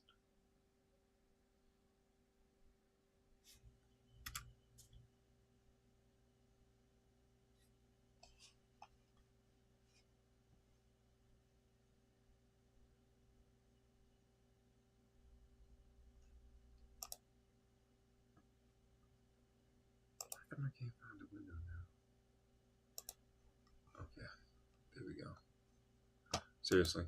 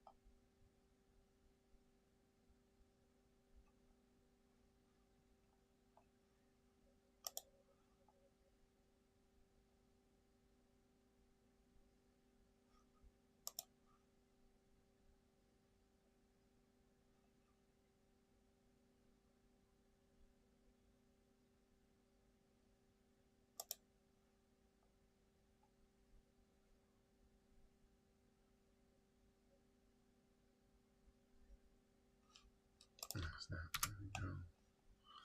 Come on, people. Come on, people. Let's get through this, hey? Come on, people.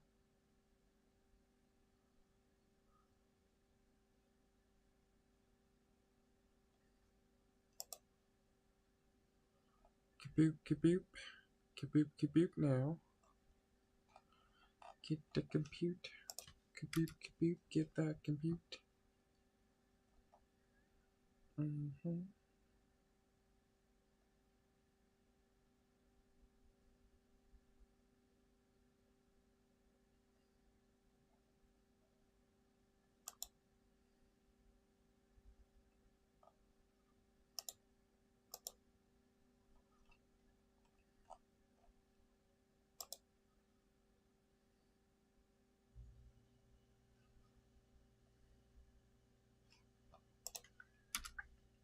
Jeez.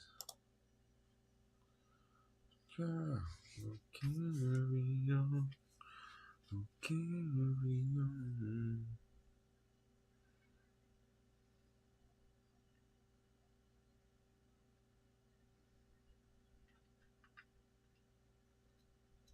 I think we're finally doing testing, so we must be getting close to the end. Just running through all the gherkin stuff that we did before. Does it pass? Does it fail? I don't know. I don't know. Hey, we get products. Hey, we get products. Are they compliant? We get the product back. Is it a compliant list? Hey, one can know. Yeah. Giving away a lot of PII here. Come on. Come on. Don't anyone know this, eh?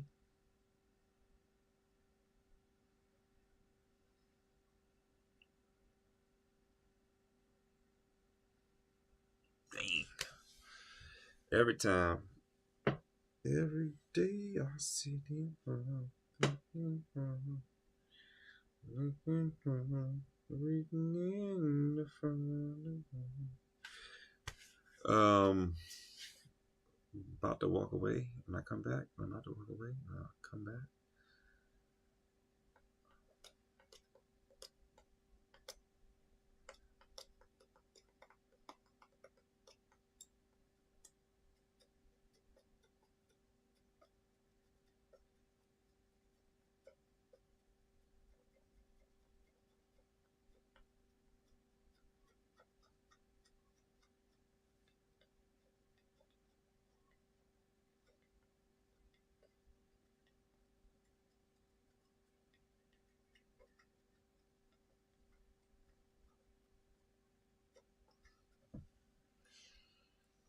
Come on, write the test. Task 3B, performance testing. Going through the last bit of validation. Checking my branch. I hear you.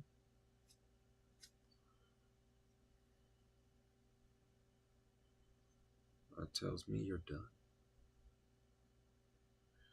You're doing a git commit now? You're done. Cook. Finito. I got my test. Ugh.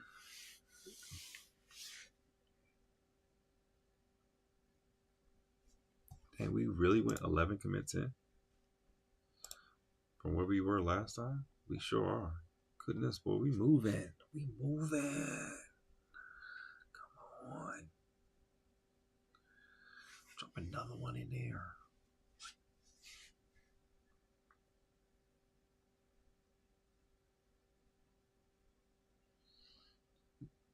Something happened, I can always go back.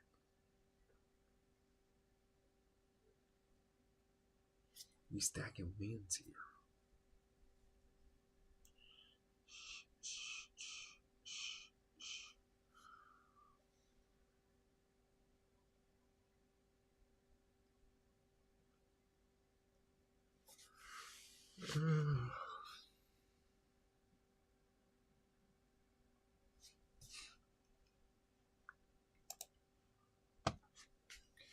It's creating the part 3 summary. All parallel streams performance testing is complete. Now let's proceed to the final step. If we ever wanted to look, you can see it there. It just gets real disruptive when I leave it on.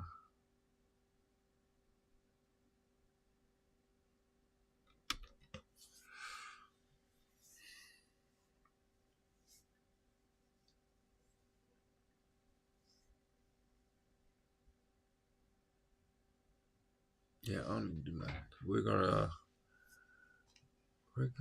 up, so all right, now all these songs stuck in my head. We are going to run and get an energy drink while the code reviewer and take a quick bathroom break while the code reviewer does his thing.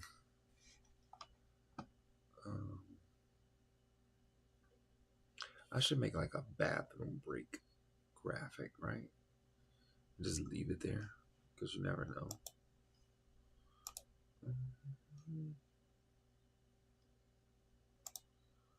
I never knew for me.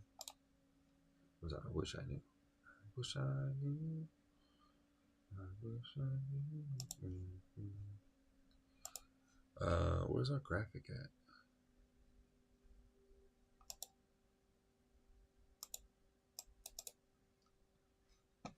There we go.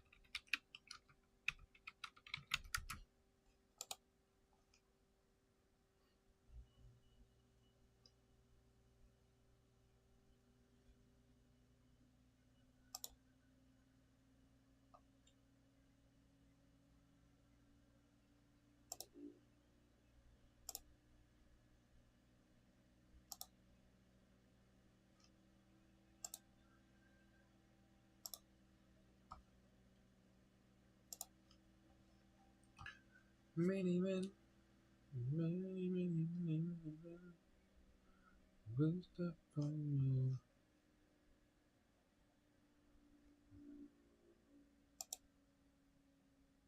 Did you finish this? Come on, man. Oh, there it is. ABS.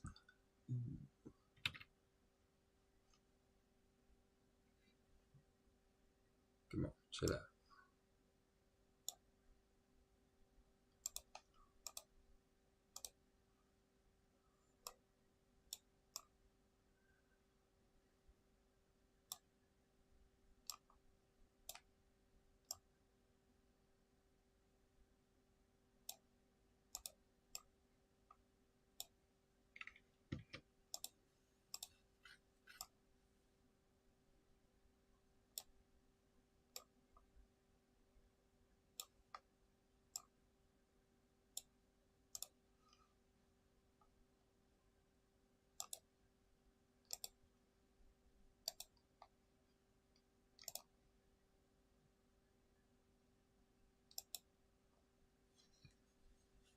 All right. Let's do this thing.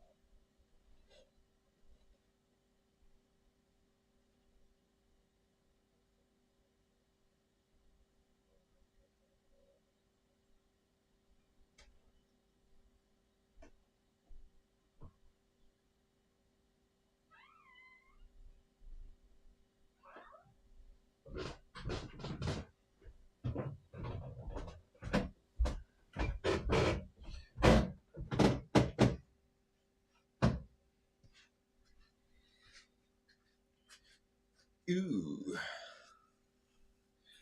what have I come back to in my return? Final step.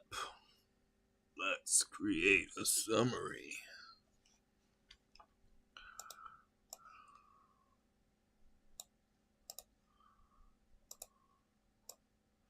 Nice to have that whenever I need it.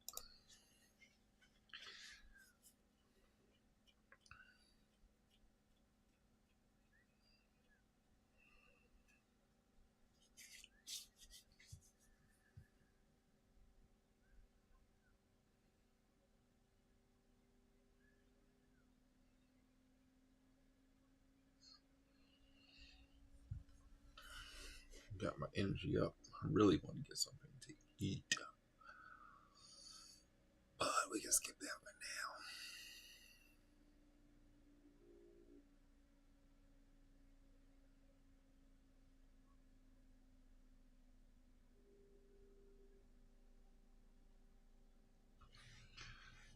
now. Wonder where to get these times from.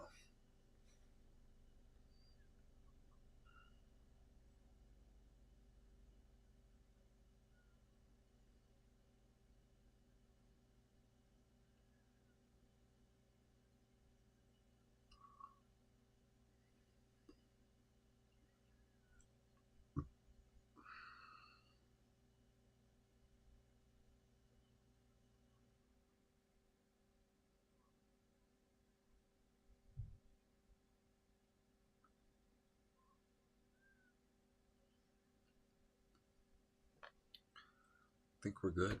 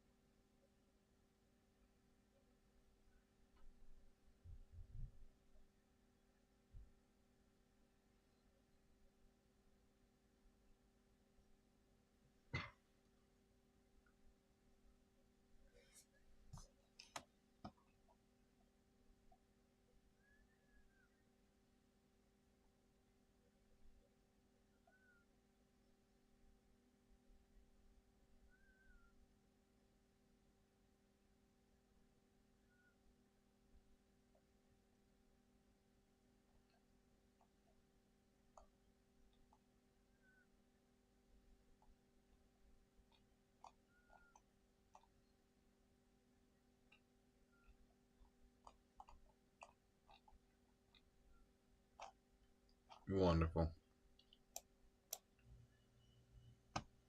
All planning documents and reviews, performance tests. You can complete OpenAI product feed API now has production grade caching with exceptional performance, 48%. So seed up in zero quality issues.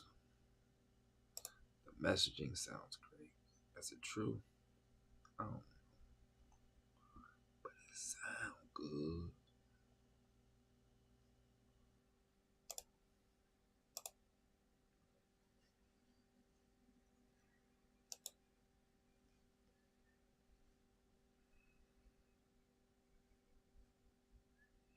All right, what's left?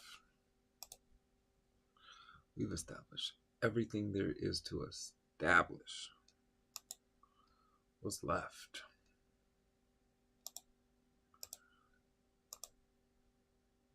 Products. Oh, yeah, my boy.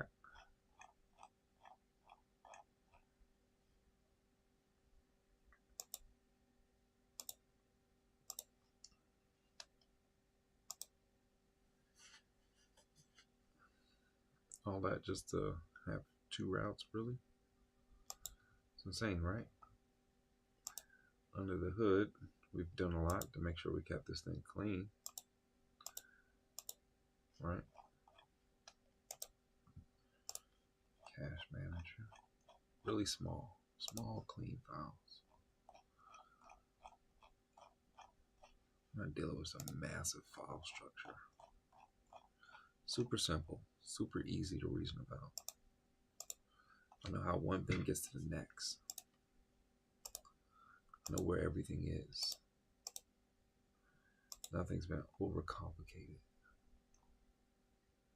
That's what you want.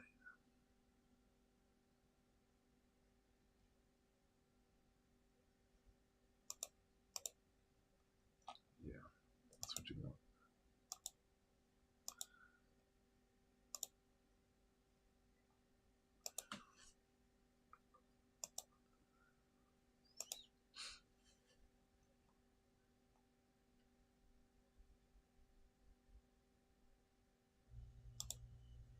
Oh man, you did it again.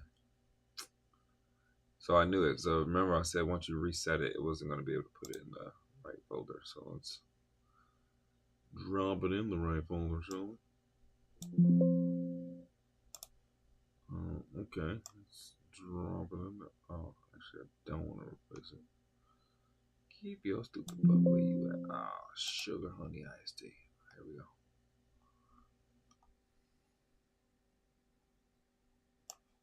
Let's drop that in there and delete this. Yep.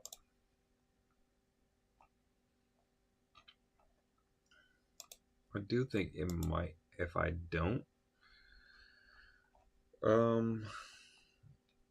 if I don't submit it again, it might actually go faster. Let me see.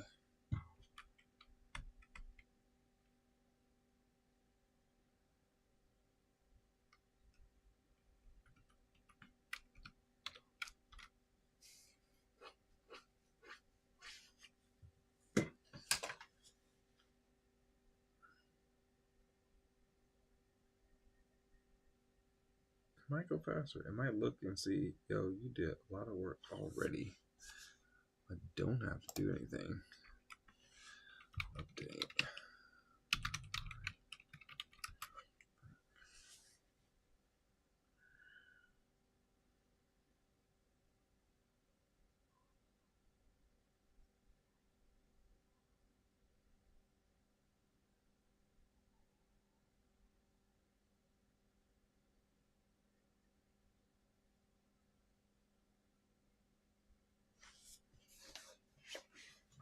See, we built like this mountain of trust between sections.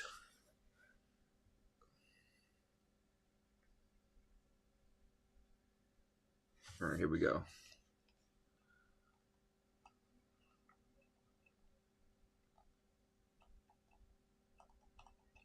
Why does it go straight to phase 5? What happened there? Completed phases. Current phase, current production status, fully functional, production ready API with excellent performance.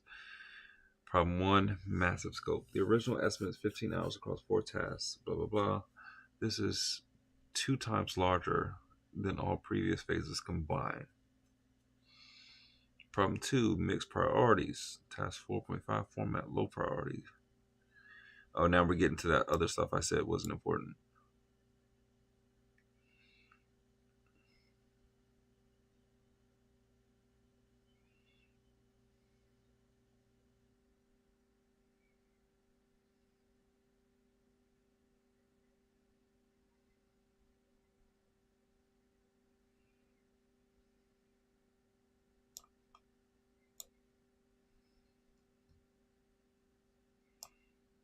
Remember I wrote that a while ago? It's funny. Just came back.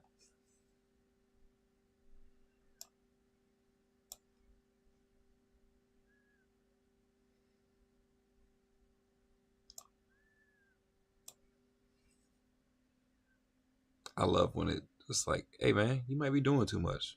You doing too much, partner.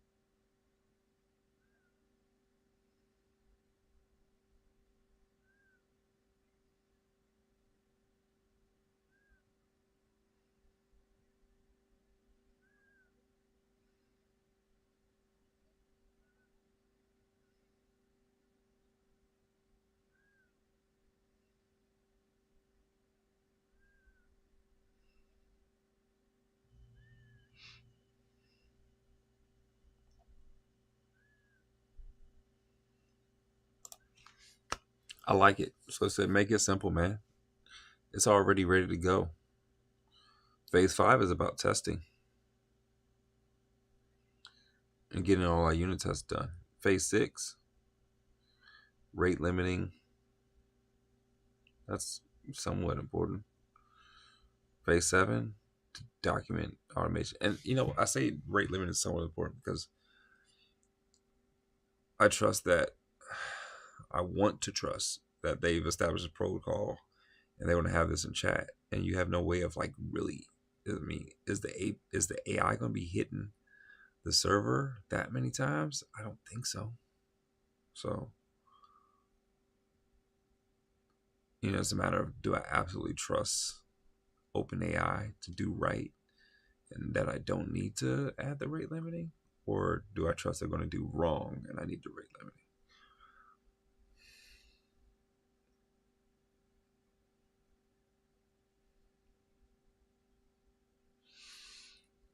So let's start.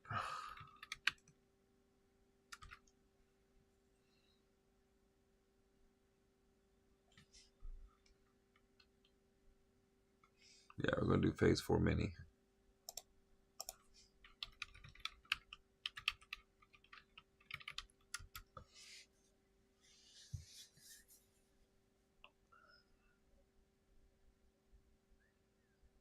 Just watch some anime.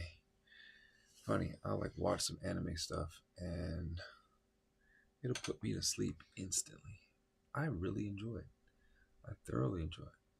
But sometimes the dialogue gets really mundane in between like action and it puts me down. Down.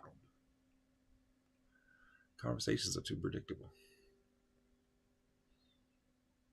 The stuff in between the action, it's like, all right, this is generic character A to character B conversation. Like I've heard this in 20 different animes of the same type and the same variety. Conversations don't really change. Just change the scenery. I don't know what's up with these script writers for these things, but I feel like they share the same script writers. And they make zero effort in dialogue. But I'm not watching for dialogue. I'm watching for the action. But geez, the dialogue puts me to sleep. Don't give me a filler episode either. My goodness.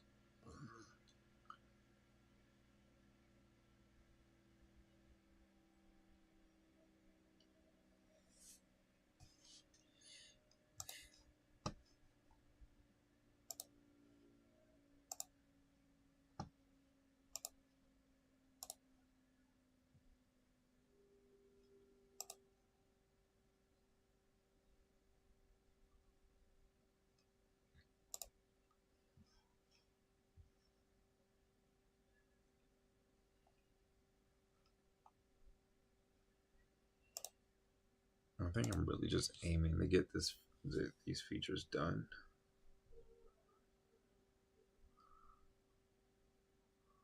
So I can call it quits.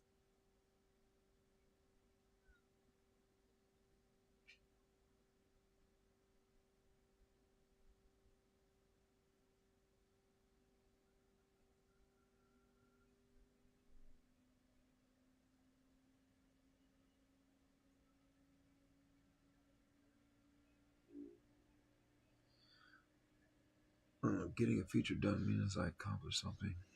Phase 1 directory. Phase 3 plan is done. I think phase 4 is done.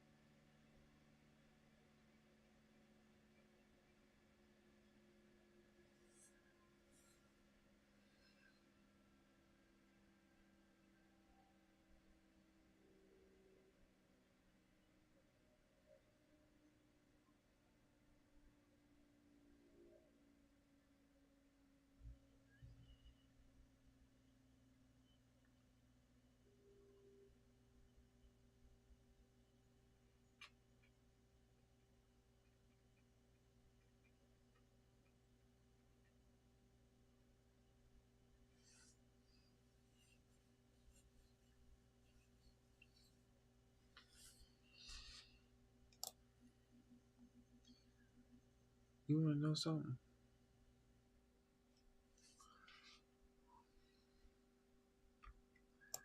There is nothing about phase 5 that I need to wait on.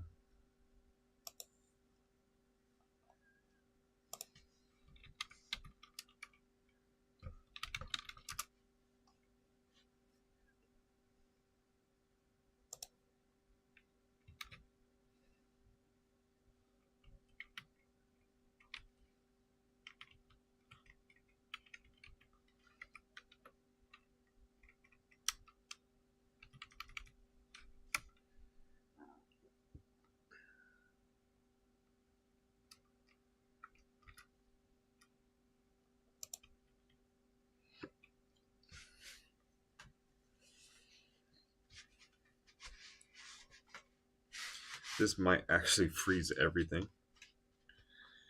I had it run a few times where I have parallel agents running on the left and parallel agents running on the right, and it froze stuff. The whole thing shut down on me. Which, I don't know, am I using a bunch of processing power? Yeah. Why shut down? But it definitely has.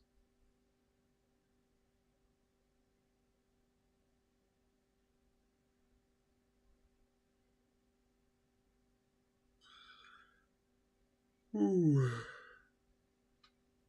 Mm.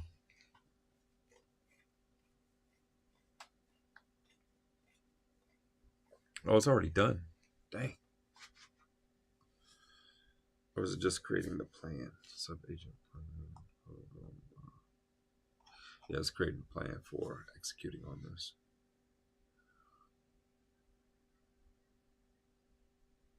It's crazy because I got phase 5 coming right behind it.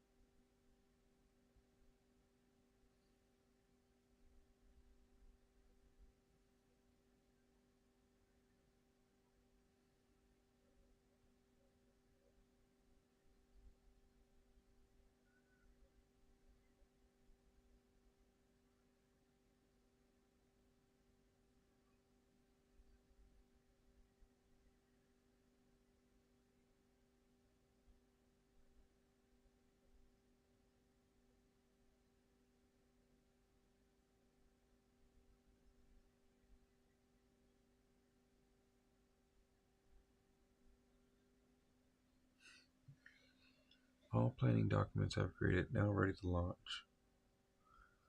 Word. At the same time, phase 5 is ready. Oh, what we got going on here?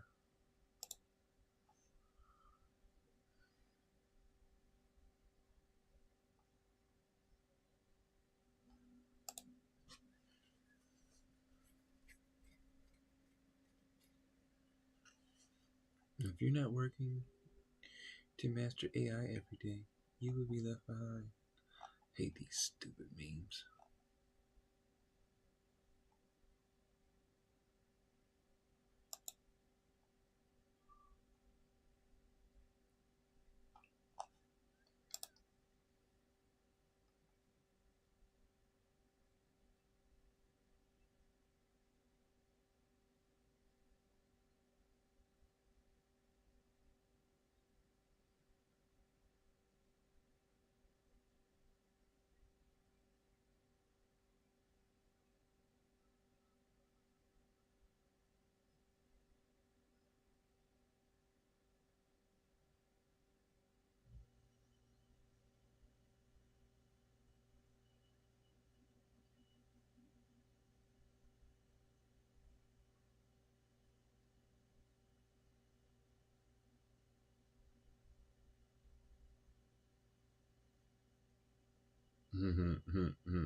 That's funny.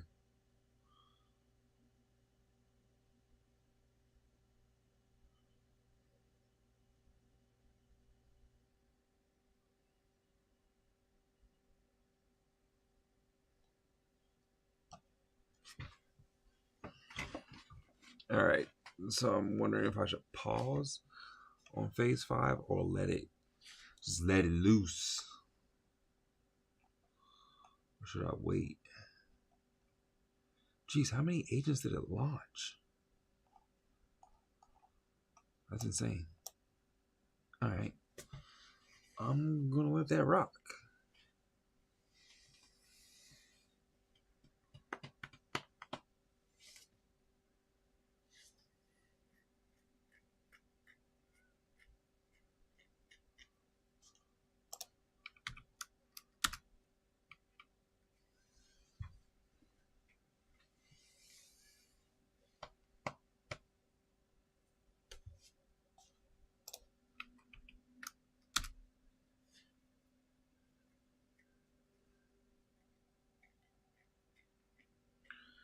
Yeah, it's going to make a plan before it deploys everything anyway.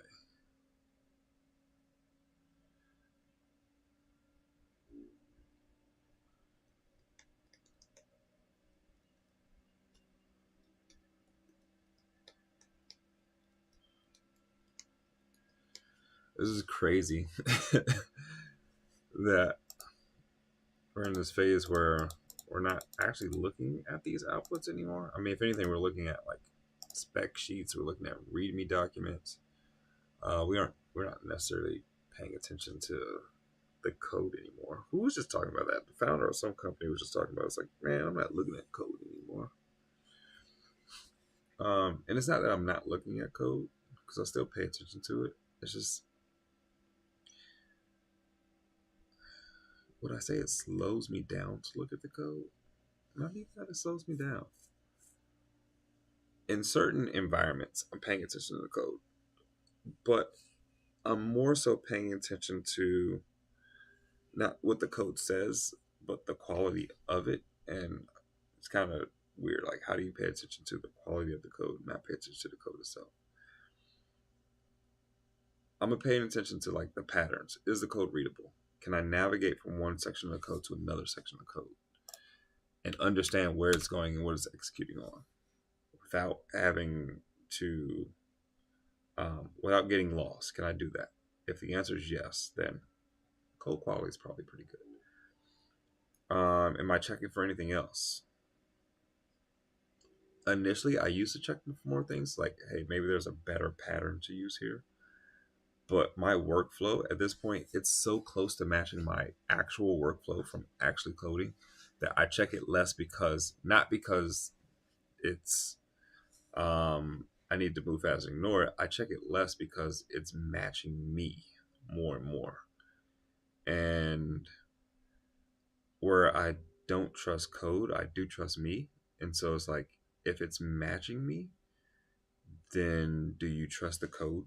Like, if the code could write like you one for one, how much reviewing, how much of the code would you review? And that might be a mixed answer because you don't trust yourself. But like, do I really need to relook at it if it's matching the way I write, or just am I just submitting it to another developer to review?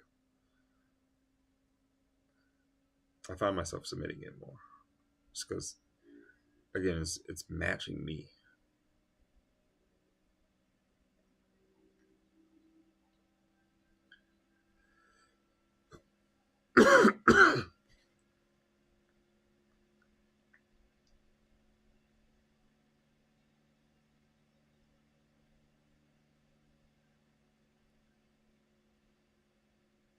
I think I hit my limit on LinkedIn. It's like a 2 hour limit.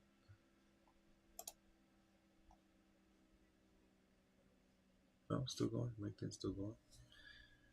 What is it for? I can't remember. Be hitting close to my limit. My goal is just to get through this beforehand.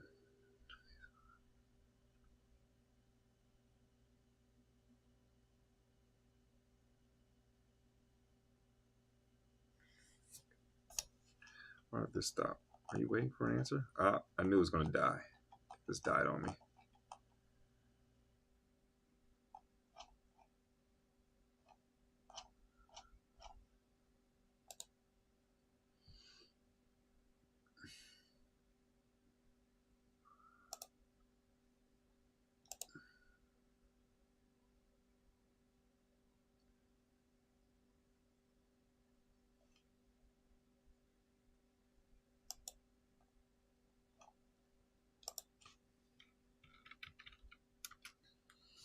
think phase 4 was fine. We'll go back and have it because it was looked like it was doing a check marks for all of phase 4. Most of this code is backed by tests.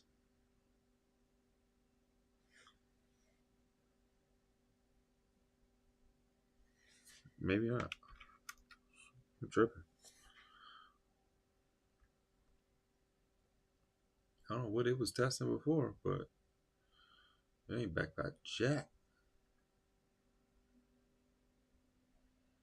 Here's the other like juxtaposition that's happening. Like early in my career, I never wrote tests. Now I'm backing everything with tests. Because if it falls short of the test, and again, my test is based on the Gherkin document that's in the feature. If it falls short of the test or it fails at some point, oh, AI might have wrote something I didn't need it to write. And I can validate that.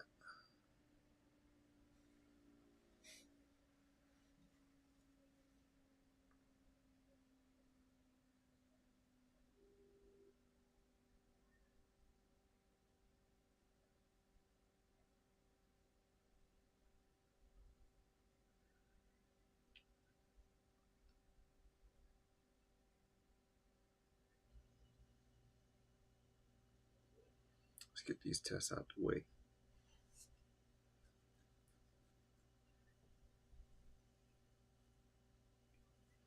If I move the planning right now, maybe it'll like reestablish something.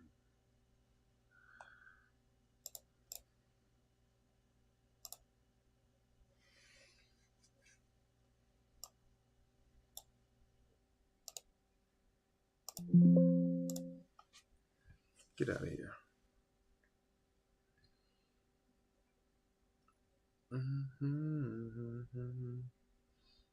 Carry on.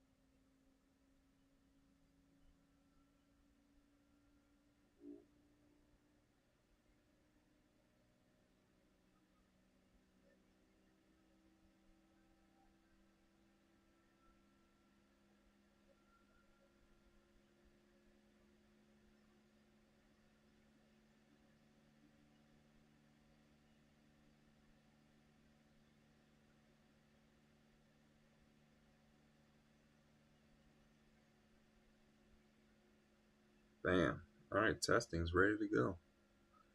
We have established our testing and overall 90% coverage. Critical path 100% coverage. I'm cool with that. Cool with that.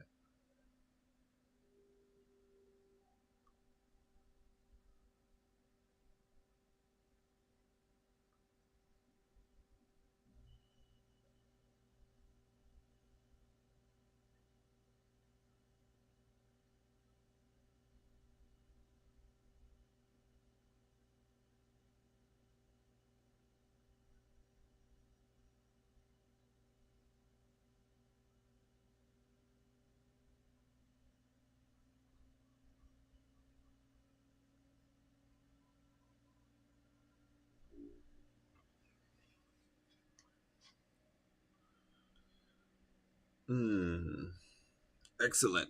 Both lint and builds pass successfully. Let me commit your tasks.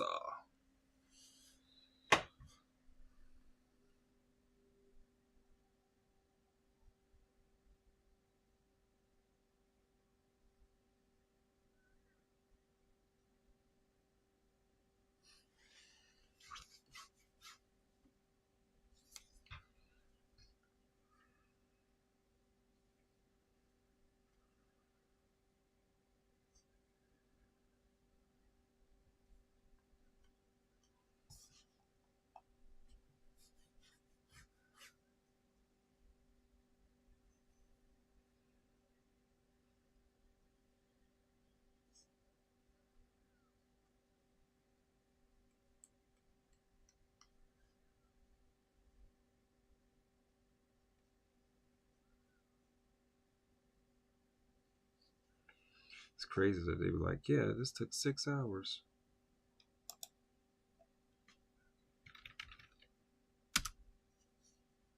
Did it really write that many tests? Like, that's insane. 20, 30, 40, 50, 55, 60, 68,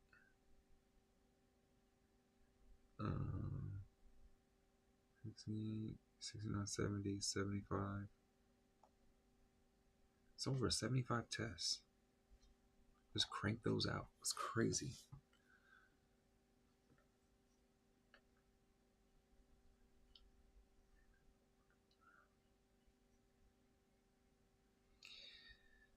Is it crazy insane or insane crazy? When I write tests, you say shady.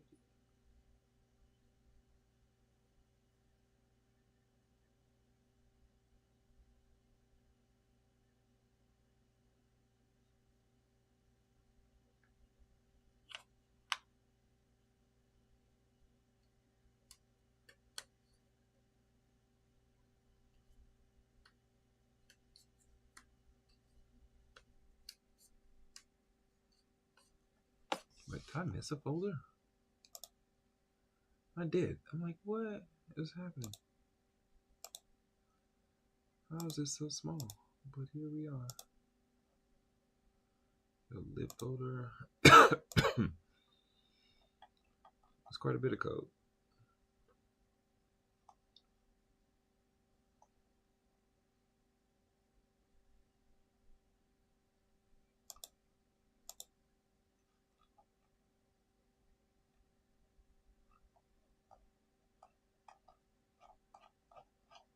Still following my code rules, so I like that.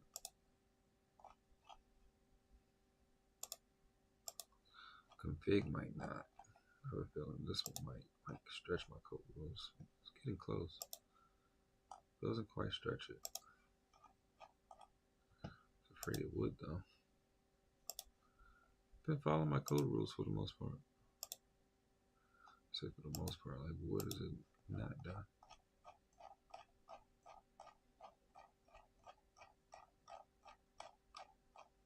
Ooh, I got a violator.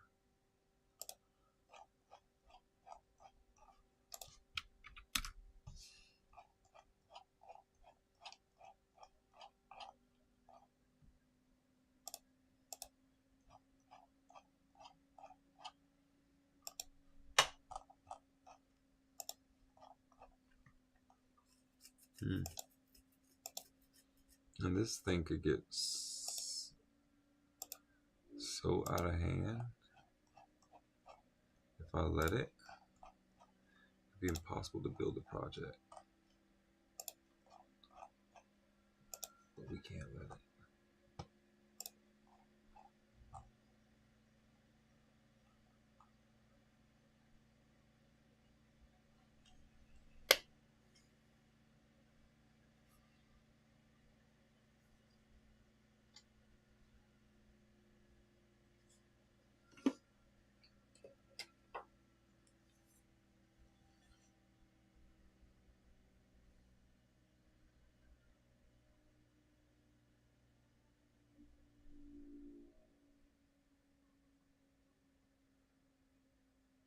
My business partner's birthday is today. Let me text and make fun of him. He's probably watching my live for like 5 minutes and then he tunes out. This is too complicated. I'm out of here.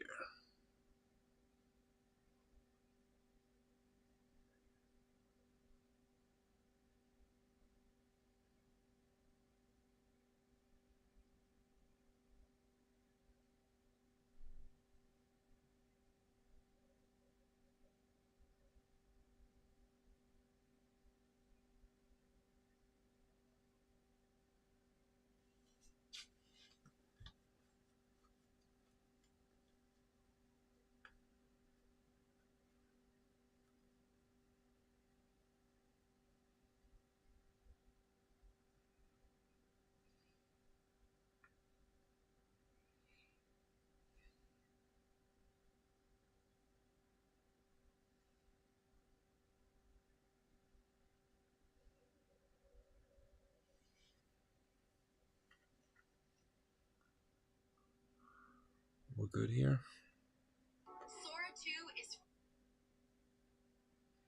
Hey, I was there.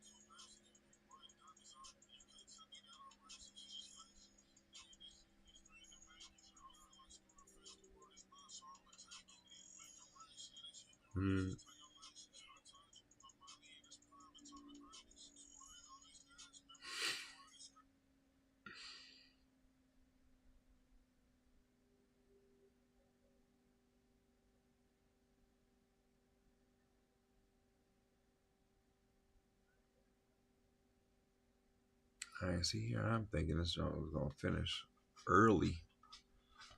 Maybe not. Maybe not. Everything passes. Now let me commit the code. Like that. Total time 6 hours.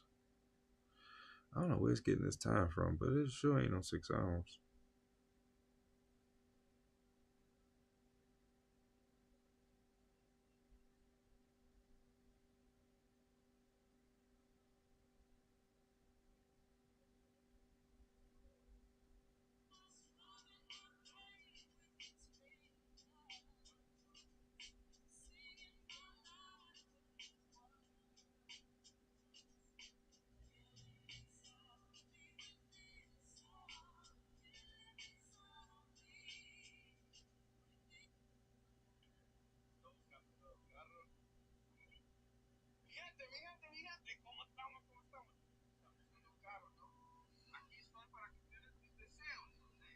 Oh, it's done.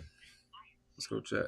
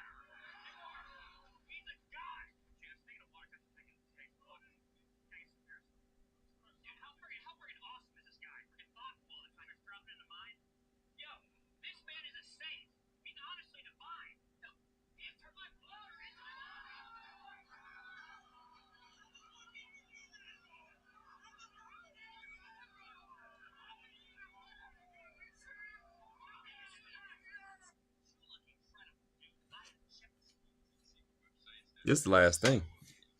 This is phase 6. After this, we're gonna call this one done, cooked. Then I'm hungry. I gotta eat something.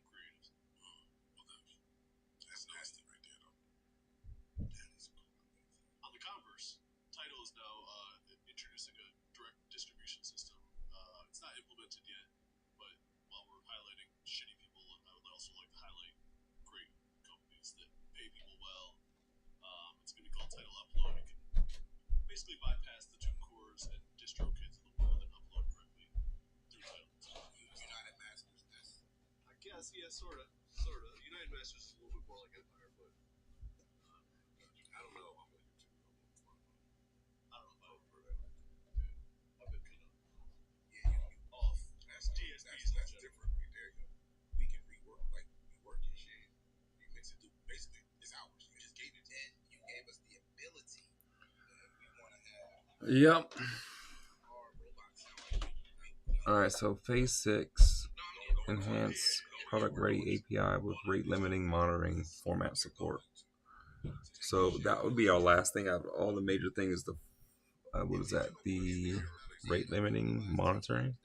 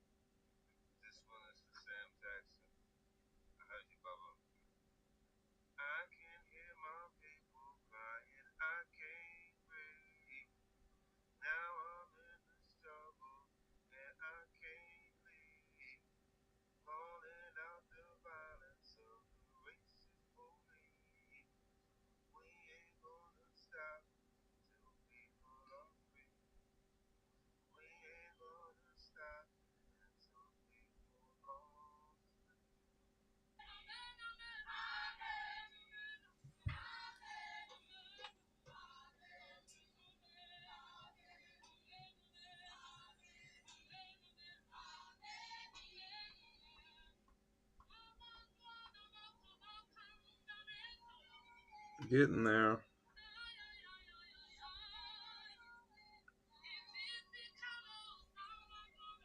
I probably put this stuff somewhere I didn't want me to put it again.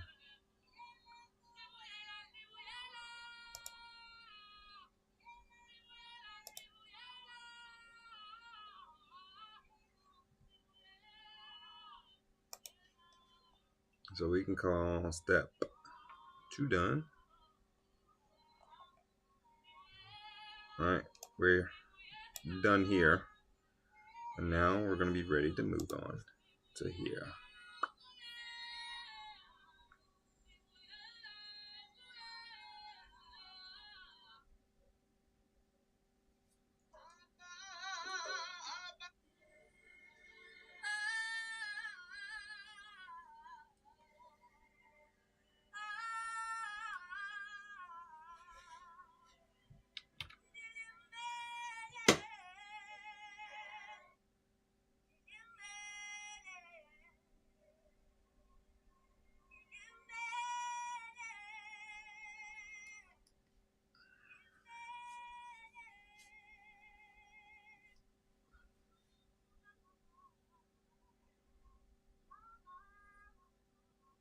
Oh, we just now finished the planning documentation for phase 6. And it's about to execute.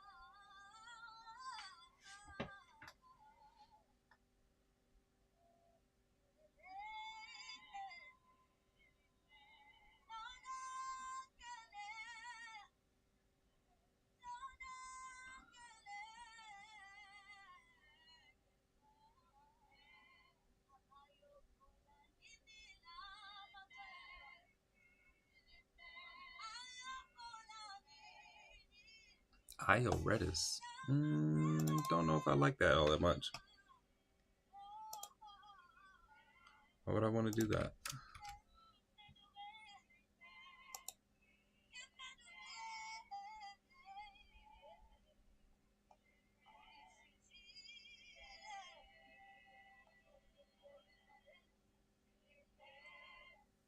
Oh, I still need a Redis server to run that?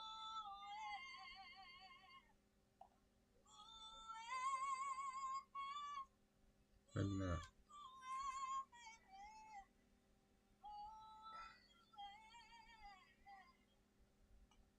No, I'm pretty sure I need to connect to a Redis server to run IO Redis.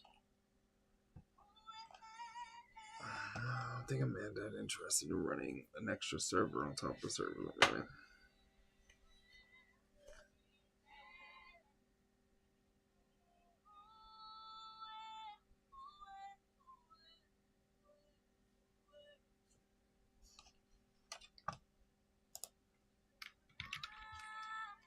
This is one of the cases where like it's doing something. I don't necessarily agree with that. Running a Redis server is one of those things I don't agree with.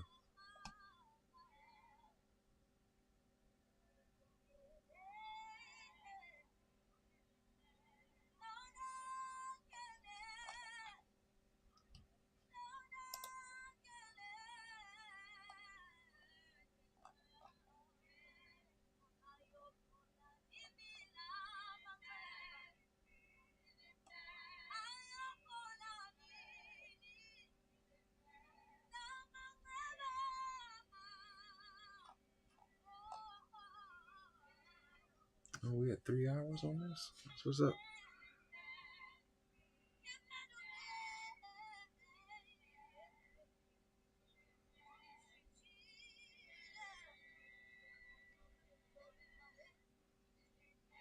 What's cool is like you can realistic. So we've been on this for 3 hours creating this feature.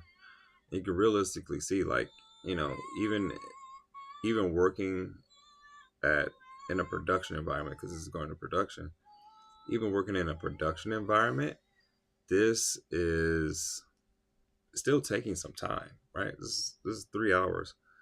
By the time this is done, it'll be closer. Maybe get 3 hours 15 minutes during the course of the day of like an actual work day. Maybe I get through 2 or 3 features. I mean, and again, those things are probably way more complex, but I'll get to 2 or 3 features. It's still a mountain of things to get through, but it's a lot, right? And the quality is super high, but I'm still only getting to 2 or 3 things. Now, as opposed to that might have taken a month or two to get through those 2 or 3 features. I can get through them in one sitting, but I'm not building. You're not seeing me build whole applications in one sitting. It's not practical. At the end of this, we'll have an application, but we want high quality. You want a high quality application in one sitting?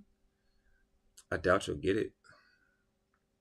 I'm talking about having a high quality application over the course of a week or two, and not over the course of 6 months.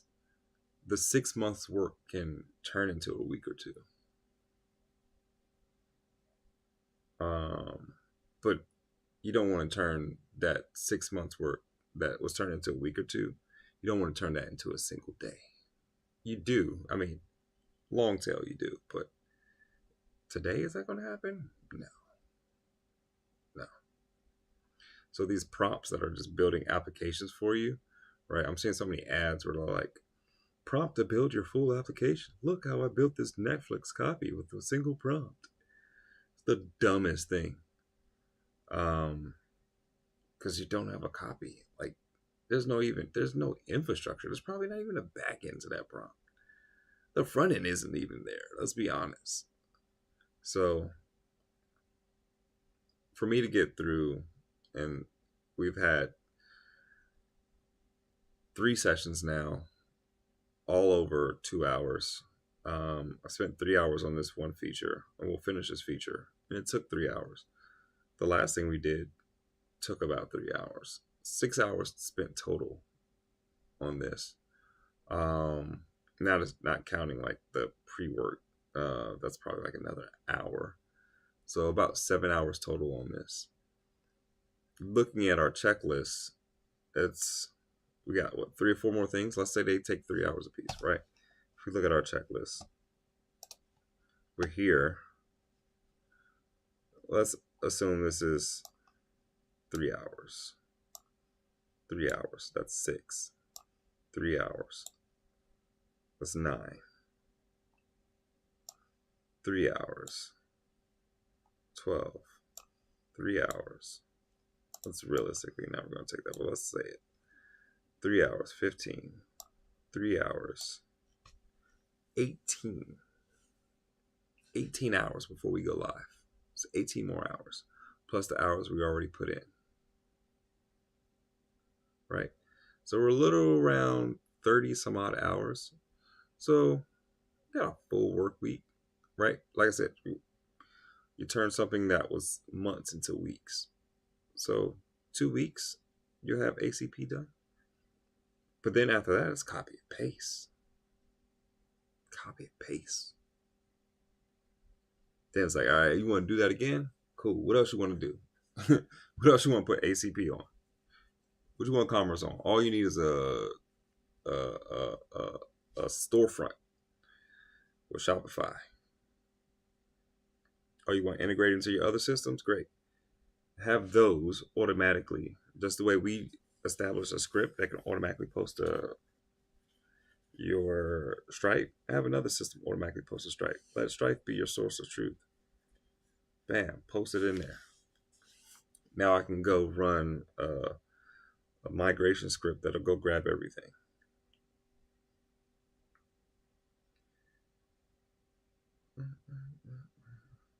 And what did it cost me? 32 hours. Fully vetted script. Fully functional system. People are paying contractors for 3-4 months work. Hey, we can do this. We can promise this to you. We can get this done. 2-3 months we'll have this done. I just told you, 32 hours. This is done. And I'm overselling the 32 hours because some of these steps, like this thing right here, this is 1 hour. Let's be real. Some of these steps don't take hours. So much as this API has been established, I doubt this takes 3 hours.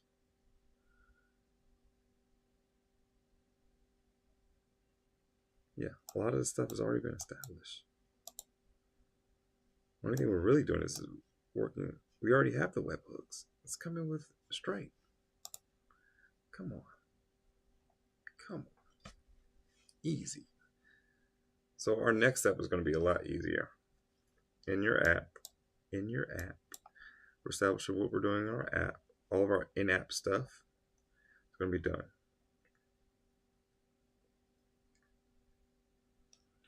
Our payment integrations, right here, when we get to this part, I don't think that's in our app. Most of the stuff won't be handled in our app. It's already done. We just got to turn it on. In our app. Mirrors OpenAI production certificate.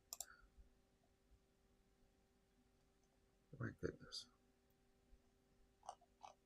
It's craziness.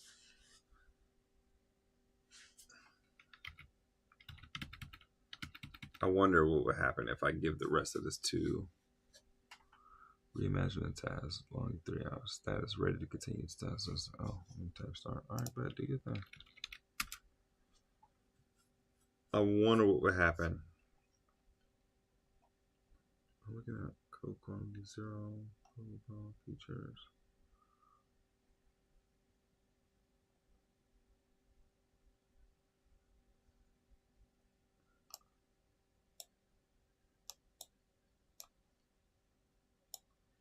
You can't just go wild on here. It's basically one request a second.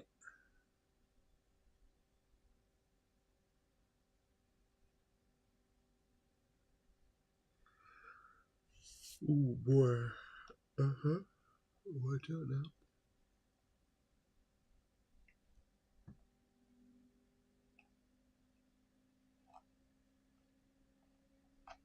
Yeah, you can't go wild in there. And it works.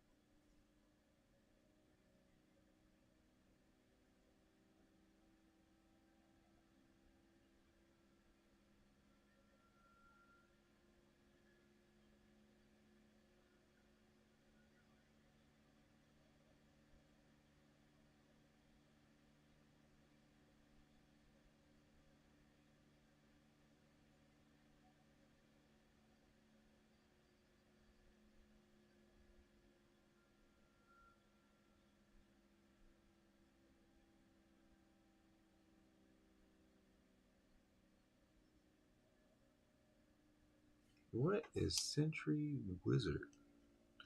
I know what Sentry is. What is Sentry Wizard?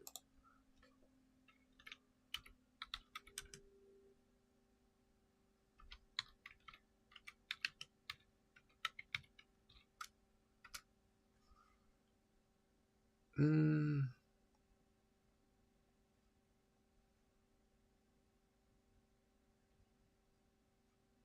do I gotta go get an API key for that?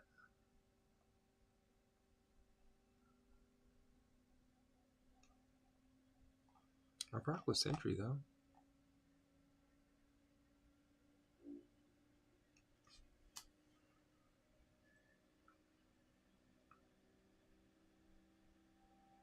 We just switched the logger up. Pinot logger.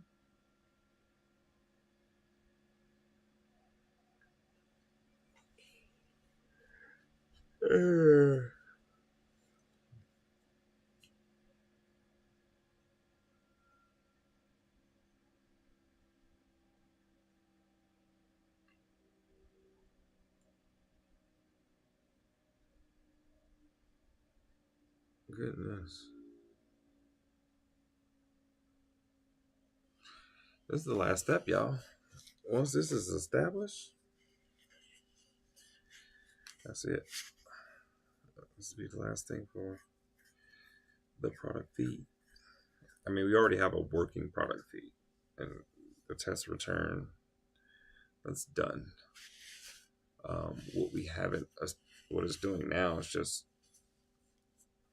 basically icing on the cake, making sure it's validated.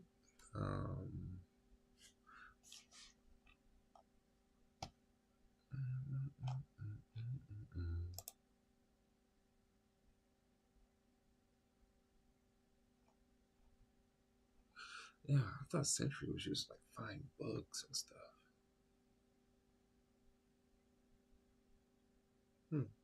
Interesting.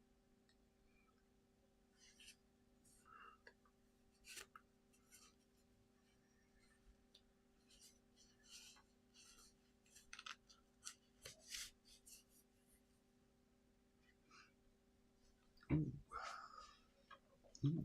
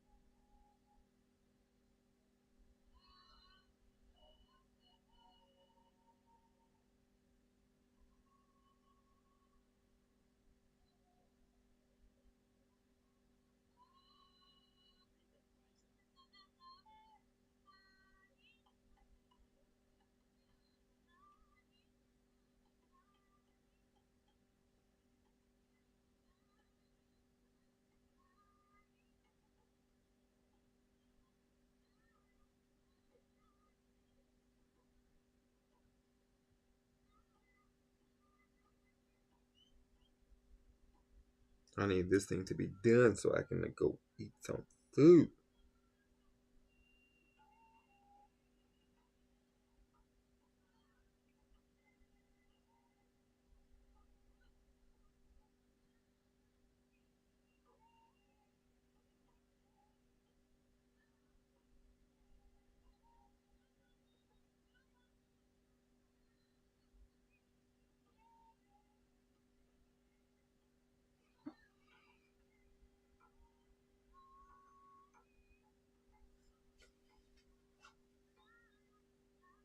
Yo, why is it not running in parallel?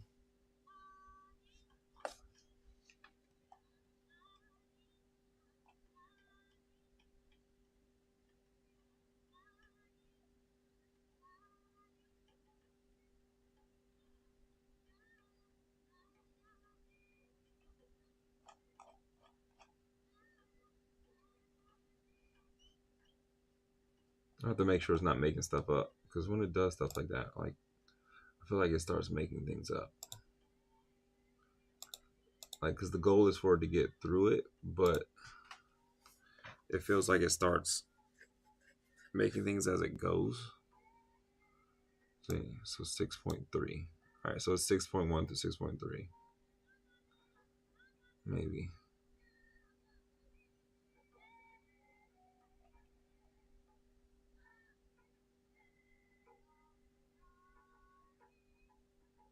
Oh, it goes 6.13 there, 6.4.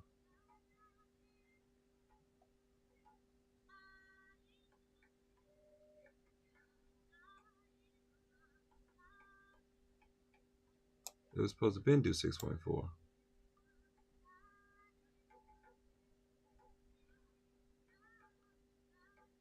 Skip 6.3 unless it's expected.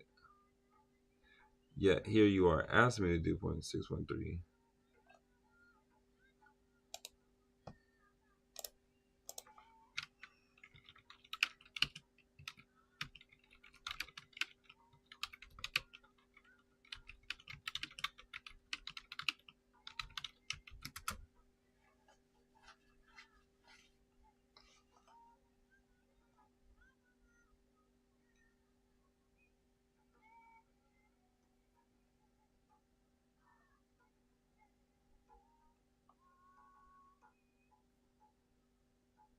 Yeah, this bull.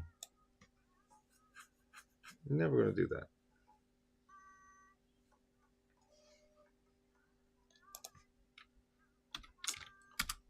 I'm a little upset that it didn't do it in the right order or in parallel. But we're here.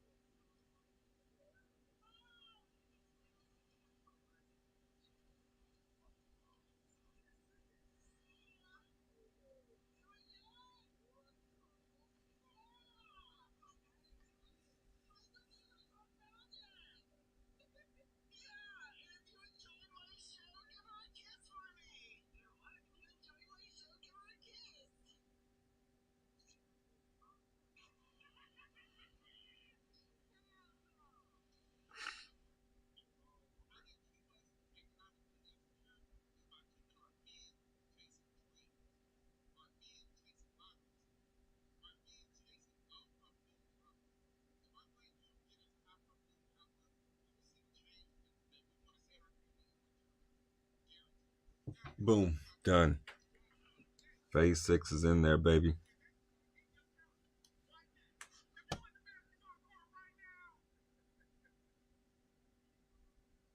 Like I said, about 3 hours, 30 minutes is where we land.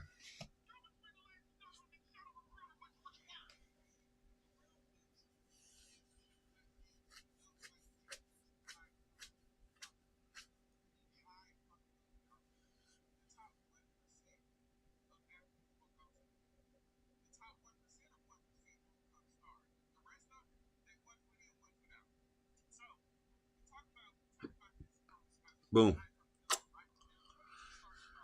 Thank you all. So we'll come back, wrap this thing up. We've gotten through phase 2, and we'll hit the rest of these phases. Tis all.